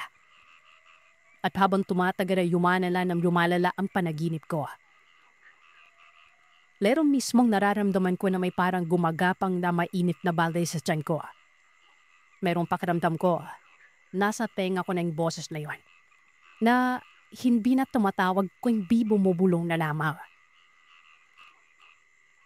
At ikaw pa, Sir Zed, walang naririmig ang ninang at tito unbi kahul lamang ni Tutsi nun sa gabi. Awang-awa pa nga ako sa aso gawa ng tulog na tulog ito sa umabi na parang puyat sa dubinoy. Nanganlayayap ito. Magmula nang tumira ako doon na para bang may sakit. Tapos dikip ng bikip din sa akin oy. Kapag dapi pa po nalalabas na ako, galik na dalip at kinakahulan pa na ba ako. Hindi ko na walang kulgaman ba talaga yung mga aso, sir, kasi nakakasanayan ko lamang sila na pagala-galalaw. Mind your own business kumaga. Pero si Tutsi napakatalinong aso pala ba nun. So mga magtatanong kung bakit hindi ako natsusumbong. Hindi ko rin po kasi alam, sir, na may mali na pa nun. Akala ko, dala lamang ng pagbubuntis o stress kasi po. Kadalasan kapag nagigising ako sa masamang panaginip ay naalala ko po yung tatay ko. Naisip ko na baka namimiss ko lang o nakukonsensya ako sa nangyari noon. Tsaka isa pa, yung manghihilok ni Ninaw na. Hindi po naman yan ng tatawas na kumadrona eh. Kumadrona po na din na nagtatrabaho sa line-in sa amin. Mas naniniwala siya sa may bisinal na aspeto kumbaga.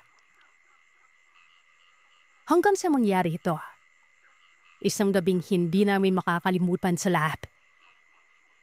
Hindi ko alam na sa pinadayo-tadano inang buwan ko ng pagbubuntis, ay pinitiktikan pa na panada ako ng, sabihin na lamang nating, ng matandang dadang na yan.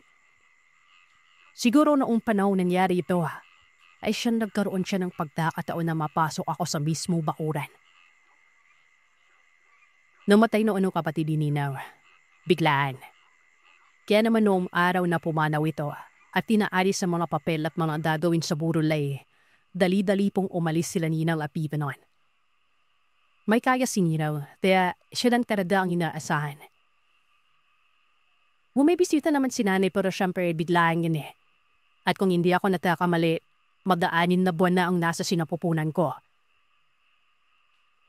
Dahil nga sabi nila diba, kapag ganung buwan, halos buo na yung bata sa loob ng sinapupunan. Hapon nang kumanaw ang kapatid ni Inaw. Iniwan ako sa dalawang magkapatid na kaanak ni Pito noon. Natawagin na lamang naping John at Love. Si Love po ay kaidaran ko. Si John ay mas matanda sa akin. Nakapira sila sa gitna ng bukid at isa sa mga nagbabantay sa saan ng asawa ni Nina. Bandang 7:00 ng gabi, habang nagluluto kami ni Love, iba na po yung pakiramdam ko noon. Para bang hindi ako makahiya. Pakiramdam ko, may tumapakip sa bibig at ilong ko para hindi pumasok ang hangin. Napansin pala ni Love na pawis ako noon. Para sir, bare months po yun. Kung hindi ako nagkakamali. Enero kasi lumabas yung anak ko. Medyo naka-jacket na sila nun sa namigi. Sabi ko okay lamang ako. May initan lamang ako, baka ganun lang. Baka kasama yan kapag bunpis. Matapos makapagluto ng uulamin, naghihintay na lamang kami na tuluyan ng maluto yung sinaing. Inutusan ko roon si John na bumili ng soft drink sa may tindahan. Nung nagsimula na kaming kumawo ng pagkain para ilabay sa mesa, bigla akong nakaramdam lang pagkulo at pag-imik ng tiyan ko. Napautot po ako noon. Napakiramdam ko may sasama. Pasintabi po sa mga umakain. Kaya naman nagpaalam ako kay Love noon. Sabi ko, babanyo lamang ako. Bikip na po ang banyo noon sa loob ng bahay pero nasa likod dito ng parpi ng bahay na nakapapat sa may kakahuyan. Lamilakad namin Pipa noon. Pumwesto na ako doon. Talagang ang sama ng pakiramdam ko. Maya-maya pa, meron akong narinig na kinub ng pakpak. Lipad lamang ng lipad na paikot-ikot. Naisip ko pa noon yung mga maluk na laging nakadapo sa akaw na madapikan din doon. Hanggang sa laramdaman ko na dumapo siya sa may bubungan ng banyo. Ano lang po yan, sir. Yung bubong ng banyo ay yung nag-iisang bubong na pawid nyon. The rest, yero na. Tapos din ko narinig na para bang may humahalo ay. Patay Marisha lang. Baka lamang nagharap ng wadadapuan ng manok pero medyo mataas ang lipad no. Hindi din naman kasi ganun kataas yung banyo pero kung isipin mo, medyo napakataas apan lumipad ng mga manok kung gano'n. Tapos ayun, nakarinig ulit ako ng paglipad. Hindi tumidyo yun. Paikot-ikot lang tapos dadapo ulit sa may bubuwan. Larinig ko si Love noon. Tinanong niya kung okay yung bako sa loob. Dahil ng mga panahon na yon, kahit umano nasa sala siya, naririnig niya rin pala yung padespas na yon. At hindi rin yon. Naririnig niya rin na merong pikpik daw na ako, hindi ko talaga naririnig noon. Sabi ko, oo, ayos namang ako. Patapos na ako. Tapos ay narinig ko na silaram niya yung pintuan noon. Yung pinaka-main door ng bahay kung saan lumabas itong si John John. Pabulong-bulong siya doon sa may loob mag-isa na parabang naninermon kahit na walang kausap noon. Maya-maya pa, may humahalukay pa rin akong naririnig noon. Lilipad unip. Dadapo hahalukay. Hanggang sa pingin ko, Sir Seth, lailabas ko na ang dapat kong mailabas noon. Imayo ako pagkatapos kong maghugas. Yung huling narinig ko noon ay dumapo lamang ulit yung padespas. Tapos ay naghahalukay na ulit sa may bubonggan. Hindi ko talaga naisip lumuwan sa Pasko na hindi naman ako nakaramdam lang kung anong takot eh. Hanggang sa walang ano-ano. Napasigaw na lamang ako bigla sa sakit ng anik ko. Nang bigla na lamang umalat yung buhok ko. Tapos ay merong kamay na humila sa akin pataas ng bubuan melbanyo na yon. Gigil na gigil yung paghawak na yun na halos ialak na ako. Napaapak na ako sa may inodoro noon. Ilabot ko yung braso ng may-ari ng kamay na yon. At dito, ako na mismo ang magpapatunay kung gaano adulas ko. Para itong yung kawayan na ginagamit sa Palo Sebo. Ganun adulas, Rose. Sa pagkakataon na yon ay maribig na nilablab ang sigaw ko at pilik niyang binubuksan ang pinto na nakasarado. Mabuti na lamang at hindi kalaparan ng banyo na yon. Dahil noong nakapatong na ako sa may inodoro ay naisanbel ko ang sarili ko sa pader. Hingi ako ng hingi ng tulong noon. Hanggang sa walang ano-ano ay bumukas ang pinto. Sinipa na pala ito ni John John nakakaraping lamang noon. Nung buksan nila, parehas silang napatulala sa napita. Dali-bali akong inalalayan ni Love at hinatak pababa noon. Si John John kumuha man itak at tumakbo sa bandang likuran ng banyo. Silabihan pa siya ni Love na mag-iingat kasi baka mahulog siya sa butas sa likod ng banyo noon. Yan imbakan ng mga dumi. Dito ko na naramdaman yung paggaan ng amay sa buo. At maya-maya pa ay naririnig ko na sunisigaw si John John na, halika dito, kasabay ng pagmumura niya. Sabay may narinig kami ni lumipad at dumapo na ito sa bubong na yero. Doon na umulan ng mga pipak ng batonay. Binabato ni John John ang nilalang sa bubuan. Hindi nga ito hinahala ang makaalis habang sumisigaw ng tulong noon. Noong nakapagtataka ay wala man lamang nakakarinig sa amin. Dahil kung susumain ay hindi naman doon kamalayo ang mga katabing bahay noon. Hayaan mo na yan, kuya. Pumasok ka na dito. Pasigaw ni Lablab habang inaanalayan ako sa loob papuntang sala. Pumasok na rin si John John pagkatapos doon. Hindi ko na masyadong namalayan yung nangyayari kasi hilong-hilo ako sa naranasan ko sa banyo. Sabi ni John John, naabutan niya daw yung nilalang na humahatak sa buhok ko, na parang unggoy na walang buntot lang, walang saplot, at may pipak-pipak ng maalingasaw na lupa sa katawan. Mabaho yan, sir. Naaninag niya yung gawa ng Yung butas doon sa may bubong ng banyo ay iniilaw din doon sa liwanag ng banyo sa may inawan. Pati buo, parang amoy alak na hinaluan ng dumi ng hayop sa sobrang baho na. Pinagbabat niya daw ito at mabilis itong nakailag. At noong nagtatapalon na ito pataas maba sa may bubungan, hanggang pumunta sa may bandanyerong bubong. May mga nakikita daw siyang kapala tunipiklop habang dumadapo yung malaking nilalang na yon. Hanggang sa noong papasok na siya, ay kusa itong tumalon o lumipad padapo-dapo sa kaahuyan.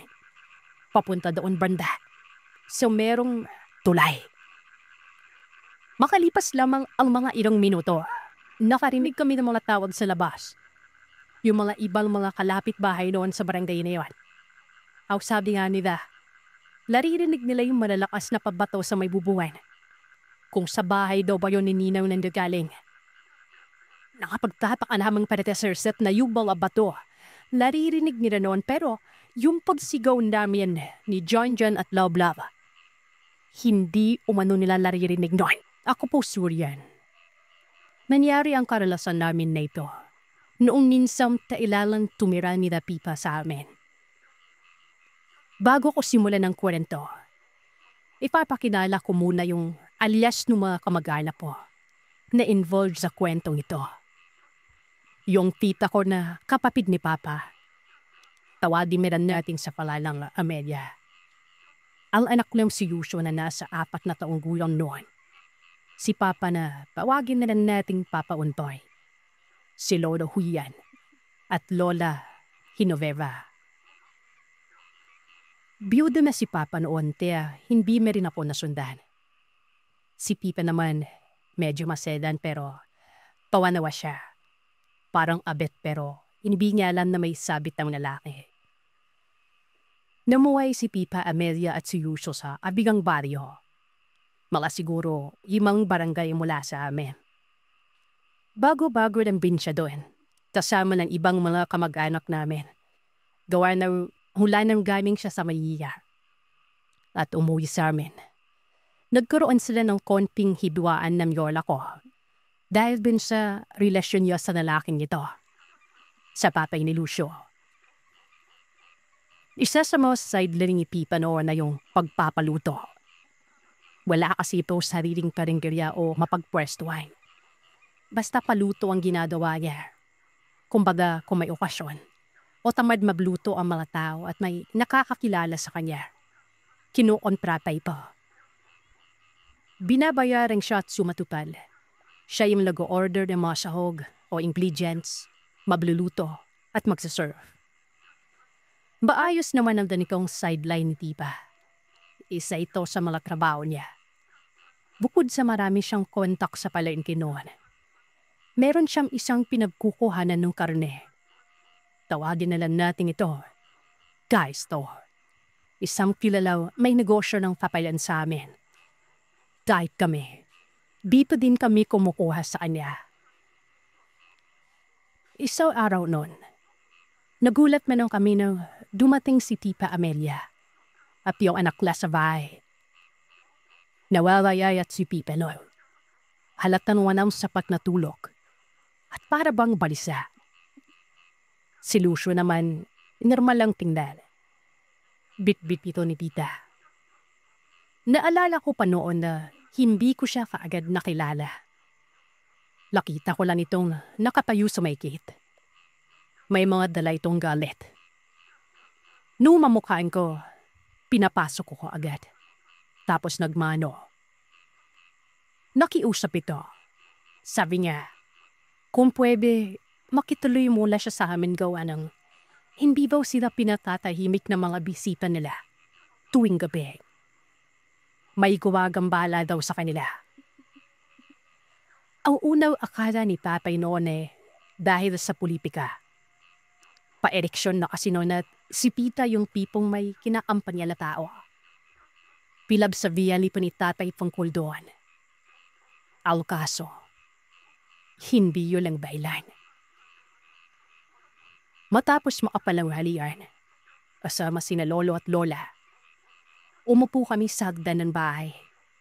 At Bito, nagsimulang magkwento. Si Tipa. Maayos naman talaga ang sideline nito na paluto. Marami na nga siyang nakukuhang mga customer. Lalo na sa mga karinggeriya na nawawailalan ng badbad putay sa mga binibenta nila.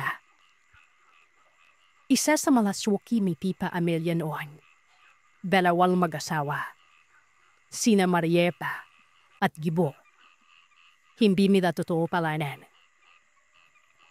Ang ipinagpapaka lamang ni Tita Loan, hindi pagpapaluto ang order ng mga rito.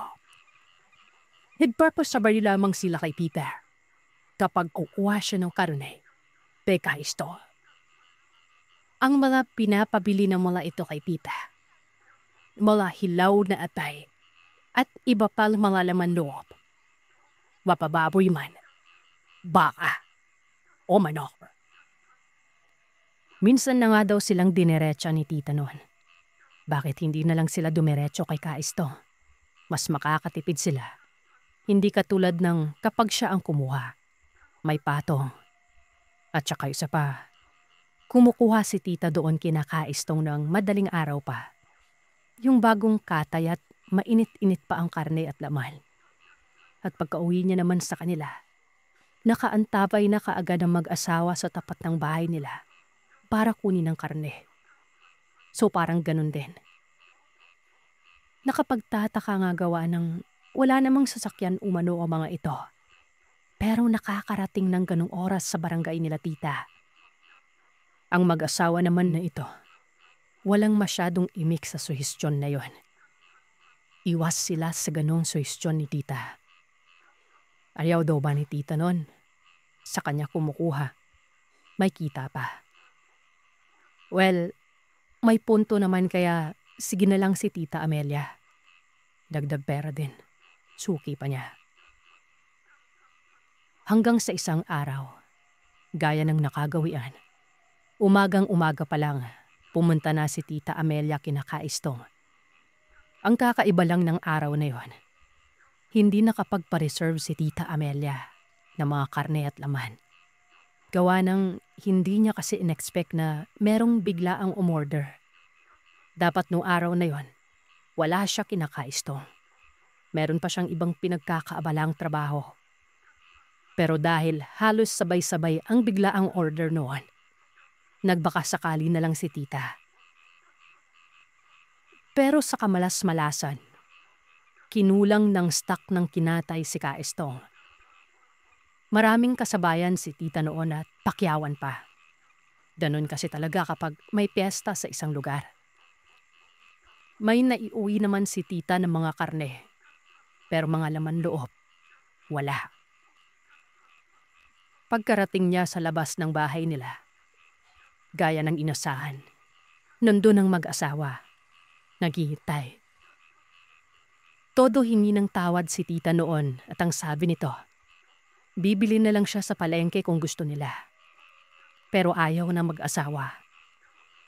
Gusto kasi nila noon, mainit-init pa, sariwa. Ngumiti ang mga ito na para bang nagtitiimbagang na nagpipigil. Bago umalis ang mga iyon, tumingin pa daw si Gibo sa bandang bahay ni Tita, kung saan mahimbing na natutulog si Lucio na iniwan niya naman sa isa sa mga kamag-anak na nandoon. Kung hindi pa hinatak ng Marieta ang asawa niya, hindi ito titigil sa pagtingin.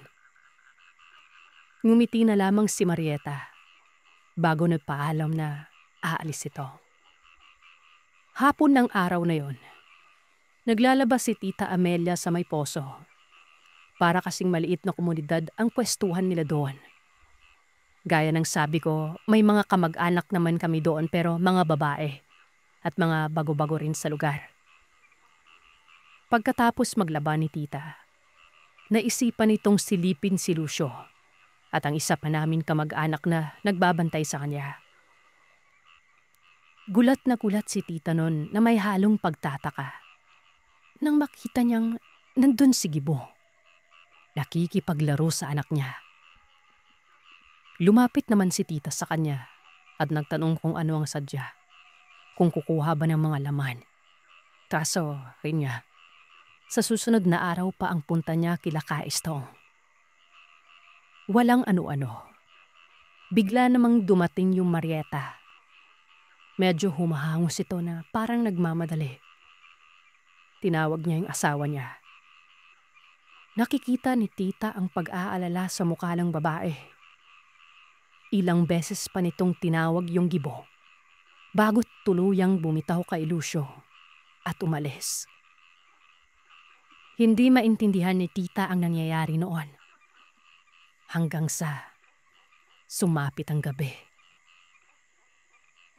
Kumakain sila, mga mag-aalas 7 noon. Bigla na lamang natulala itong si Lucio. Nakani-kanina lang, naglalaro sa higaan nila. Kaharap lang kasi ng kainan ni tita ang higaan nila noon. Bigla umanong nahiga ang pinsan ko na ito. Tumingala. Pagkatapos ay nag-iiyak. Binuhat kaagad ito ni tita. Pawis na pawis kaagad ang pinsan ko. Nangihina patingnan. Tumakbo agad si tita noon sa kabilang bahay sa mga kamag-anak. Pagkakita pa lang ng matandang pinsan nila doon kay Lucio, agad nitong nasabi kay tita na magsiga-siga na. Inaaswang ang bata. The usual na gawain sa probinsya. Nagsiga ng goma at asin. Hanggang sa maya-maya, habang ginagawa nila yon, nagkahulan na lamang bigla ang mga aso at doon lahat nagtakbuhan sa kabilang kalsada sa mga may matataas na damo na para bang may nakita ang mga ito na kung ano. Nakatulog na lamang si Lucio doon. Pati si tita, doon na din umano nagdesisyong matulog sa bahay ng kamag-anak nila. Sabi pa ng nakakatandang pinsan niya, ingatan ng maigi ang anak gawa ng wala itong tatay. At saka wag kung kani-kanino ipalaro. Nakapagtataka lang na magkakakilala naman sila sa lugar.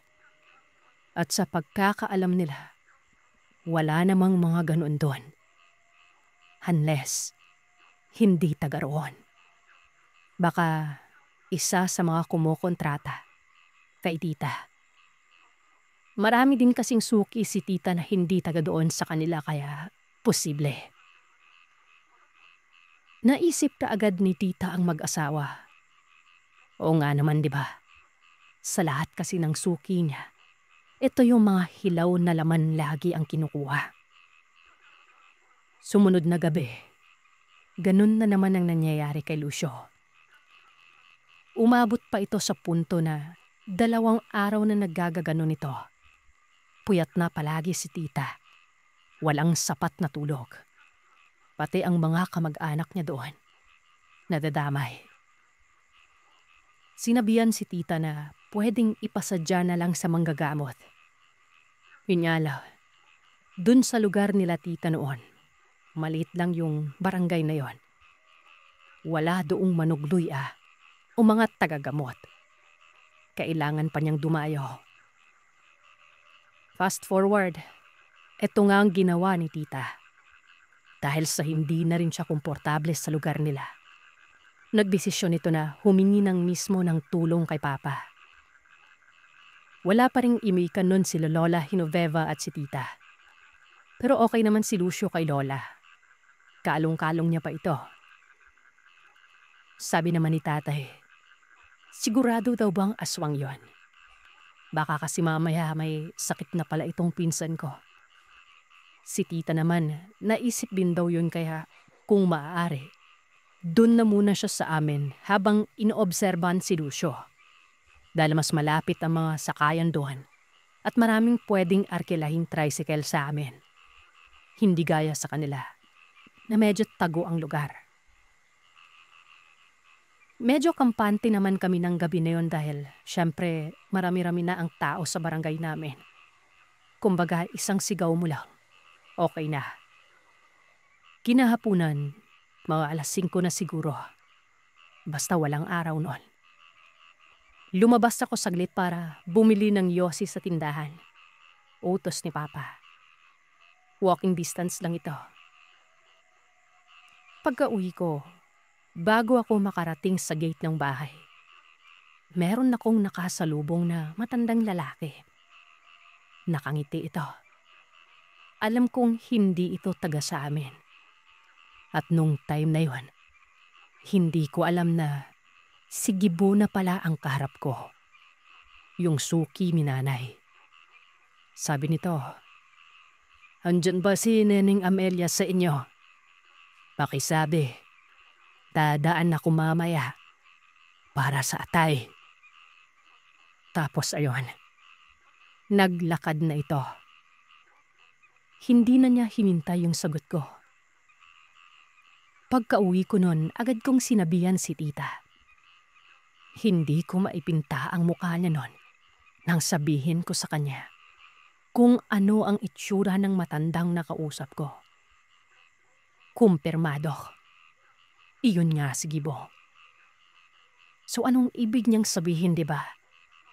Kaninong atay ang habol niya? Telusyo.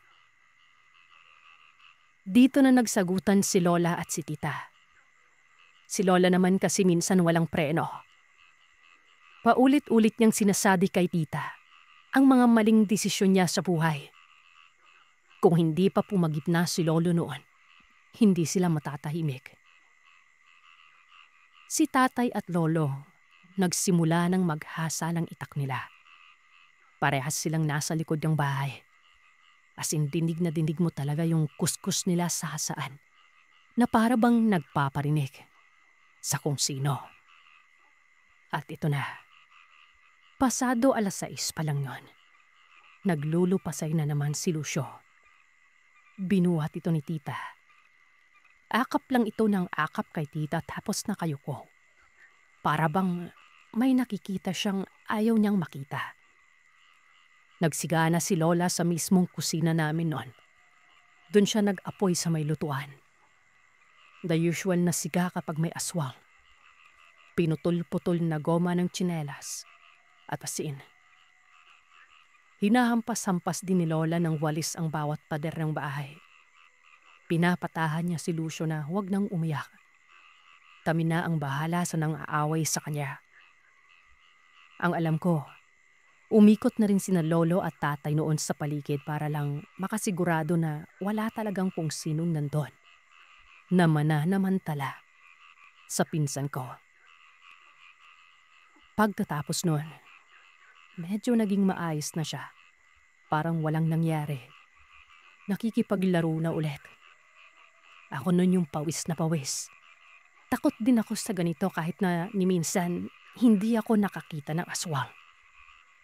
Sa mga karanasan pa lang kasi na naririnig ko, ayoko na din talagang maranasan ito. Pero, hindi pa doon natatapos ang lahat.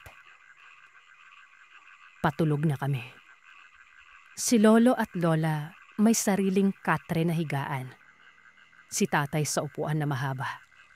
Ako sa upuan sa may kainan. Sina tita at Lucio na lamang muna ang pinatulog namin sa may foam at banig. Sa may sahig. Siguro maghahating gabi noon. Napaiktad ako sa pagkakahiga dahil bigla na lang umiyak si Lucio. Tapos, mga ilang segundo pang nakalipas, narinig ko na hinampas ni tatay ang bintana. Sa gilid lang ng hinihigaan niya. Tumayo na ako noon dahil sa bandang gilid ng kusina ang mga switch namin. Ako na ang tumakbo para buksan ang ilaw. Nangingitim at namumutla na si Lucio noon. Basta magkahalo. Yung putlang-putla yung kulay niya pero nangingitim yung bibig niya. Kakaiyak. Yung ulo niya naman noon, nakatingin na sa taas. Kahit anong gawin ni tita na baba ng ulo niya, para bang hindi makontrol ng bata.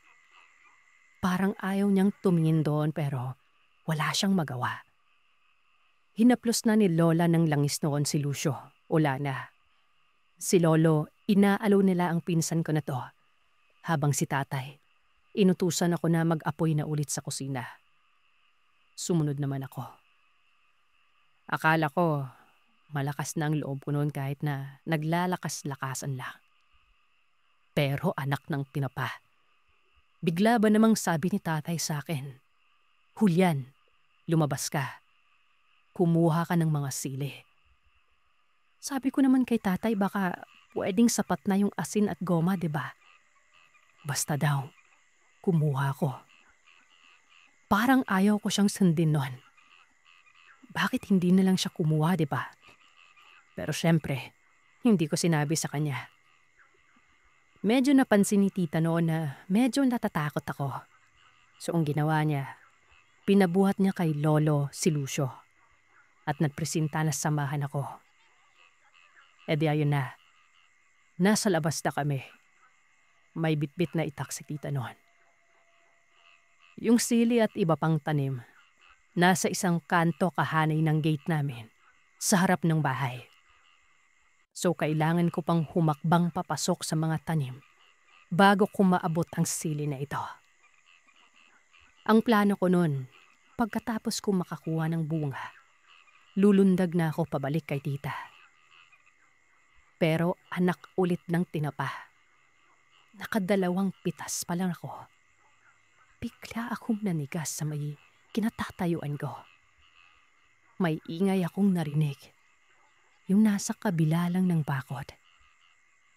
Yung kabilang bakod kasi namin noon, kanal yon. Paikot yung kanal na ito na medyo may kalaliman. Ewan ko ba kung bakit pinili ng katawan ko na huminto at makiramdam kesa sa kumuha na lang ng sili at tumakbo papasok sa bahay. Hanggang sa walang ano-ano, may narinig akong humihina doon sa bandang sulok na yon. Na para bang nakikimatiyag. Sabi ko sana lasing lang. Minsan kasi tulugan din ng lasing yung mga kanal sa amin eh. Hanggang sa walang ano-ano, may isa akong narinig na malalim na buga ng hininga. Medyo nag-amoy asim na yung paligid nun. Bad breath kumbaga. Tasabay nito, biglang sumigaw ang tita ko. "Takbo na! Julian, takbo na! Dali!" Tumalon na ako nun. Sumabay na ako papasok kay tita. Hindi ko napansin na marami na pala akong sugat dahil sa tinik na mga rose na nakatanim din doon. 4 na sili lang ang nakuha ko. Sabi ni tita, narinig at naramdaman niya din umano ang tunog. At kaya siya napasigaw.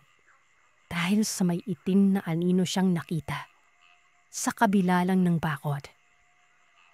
Si tatay naman ganun din. Kaya niya pala hinampas ang bintana noon. Sakto kasing pagtaiyak ni Lucio, napadilat siya. At ang nakita niya doon sa bintana, 2 maitim na kamay na nakakapit. Hindi muna pinahawak ni Lolo sa amin ni tita si Lucio dahil daw galing kami sa labas. Hindi ko lang alam ang dahilan. Yung napitas ko na sili, nakakahiyaman pero tinapon ko yun sa may siga sa lutuan namin. Inabot ni Lolo si Lucio kay Lola. Tinanong niya si tita kung ano ulit ang pangalan ng mag-asawa. At nang sinabi ni tita yon, sumigaw itong si Lolo. Tinawag niya ang pangalan ng mag-asawa. Binalaan. Na kung hindi pa nila ihihinto ang pinaggagawa nila sa apo niya, siguraduhin lang nila na pati kami na nasa loob, damay-damay na. Dahil kung buhay pa si Lolo at aabot ang liwanag, aalamin niya kung saan nakatira ang mga ito at makikita nila ang hinahanap nila. Ang tapang ni Lolo noon. Sana ganun din ako noon. Sana all. Pero hindi. Kabang-kaba ako noon. Tapos ito pa. Biglang nagkarampagan na ang bubuan noon. Walang ano-ano. Narinig na namin ang mga sigawan ng iba naming kapitbahay na nasa bandang likuran namin nakatira. Medyo nakahinga na kami ng maluwag noon nang malaman namin na may gising pa pala nung mga oras na yon. Naglakas loob na kaming buksan ang pintuan noon sa kusina sa likod ng bahay. Nang makasiguradong marami ang flashlight na umiilaw sa labas at naririnig na namin ang tawag ng kapitan namin na isa lang din sa mga kapitbahay namin noon. Kumalma na rin si Lucio. Ito yung palatandaan na wala na ang nilalang. Dito, sinabi na ni Kap na kaya nagkaroon ng ingay sa likod. Gawa nang nagising ang isa sa kapitbahay namin. Iihi sana ito sa labas ng bahay nila nang marinig yung malakas na tiktik. Kaya ginising ito ang mister niya at dahil sa matatapang naman talaga ang mga kalalakihan sa amin noon, maliban sa akin. Ang ginawa nito, sumilip ito sa labas. At yon, sa maniwala man tayo sa hindi, nakita niyang may gumagapang sa bubungan namin. At nang magkaingayan na, yung kung anuman na yon, parang sa kanya akala niya malaking bayawak. Pero bigla nga daw itong tumalon sa makopa. Yung makopa na katabi lang din ng bahay namin. At ang wari niya, lumusot ito sa bubong ng kulungan ng baboy, nakatabi lang ng makopa at dumaan sa bakod na gilid lang ng kulungan na yon. Mabuti na lamang din talaga at wala kaming alagaing baboy noong mga panahon na yon. Sabi ni Kap, mag-iikot-ikot pa daw sila para makasigurado. Nagpasalamat naman sina Lolo. Ang ipinagtataka lang namin, nag-iisa lang ang nakita niya. So sino sa mag-asawa yon? Kinaumagahan, si Lola at ako ang natira sa bahay. Si Tita, Tatay at Lolo umalis. May mga sukbit na itak. Mga tanghali na sila nakabalik sa amin. At ito ang nangyari. Nagtanong-tanong sila noon kung may mga kakilala ba itong Marieta at Gibu sa lugar. At sa dinami-dami ng napagtanungan nila, 2 lang ang may maayos na sagot. Una, isa sa mga tanod sa lugar nila tita. Medyo malayo-layo ang bahay na mag-asawa na ito. May dadaanan pa na kung ano-ano.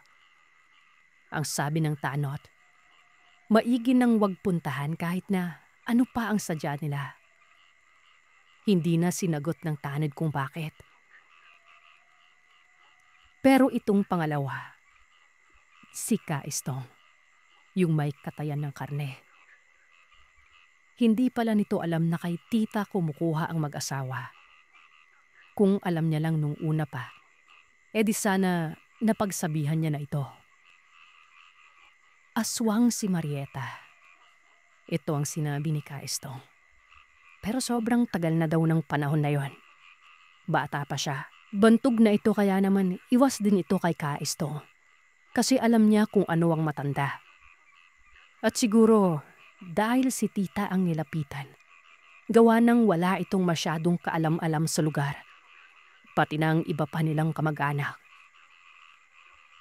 Ilang taon na din ang lumipas ng matahimik na din ang pagiging bantog ni Marieta, ayon kay Kaistong.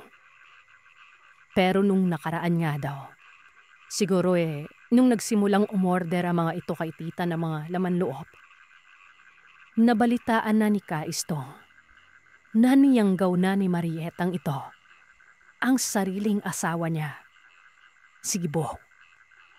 Napakachismoso pala nito ni Kaistong. Ilang araw pa ang lumipas noon at hindi na muna bumalik sina tita sa tirahan nila. Tapos ayon, nabalitaan niya mula sa mga kamag-anak na nakatira doon. Hinahanap daw pala siya ni Marieta. Hindi nga daw ito makatingin sa mga kamag-anak namin doon. Pero ang sabi nito, makikipag-areglo daw tungkol kay Gibo.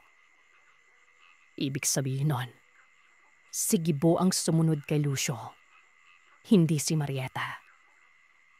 Hindi kalaunan, bumalik na din si tita sa kanila.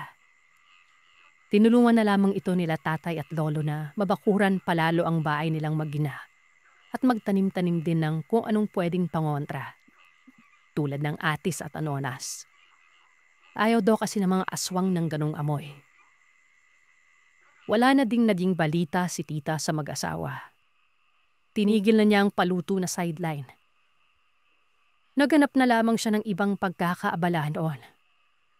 Kasi naman 'di ba, baka sa susunod, hindi lang hilaw na laman loob ng hayop ang orderin sa kanya. Baka pati laman ng tao. Hanapin pa sa paluto niya. At iyan ang kwento ng aswang para sa araw na ito. Salamat sa inyong pakikinig. Huwag kalimutang mag-iwan ng komento at sabihin sa akin kung ano ang inyong naisip. Hanggang sa susunod na kwento, matulog kayong mahimbing kung kaya ninyo.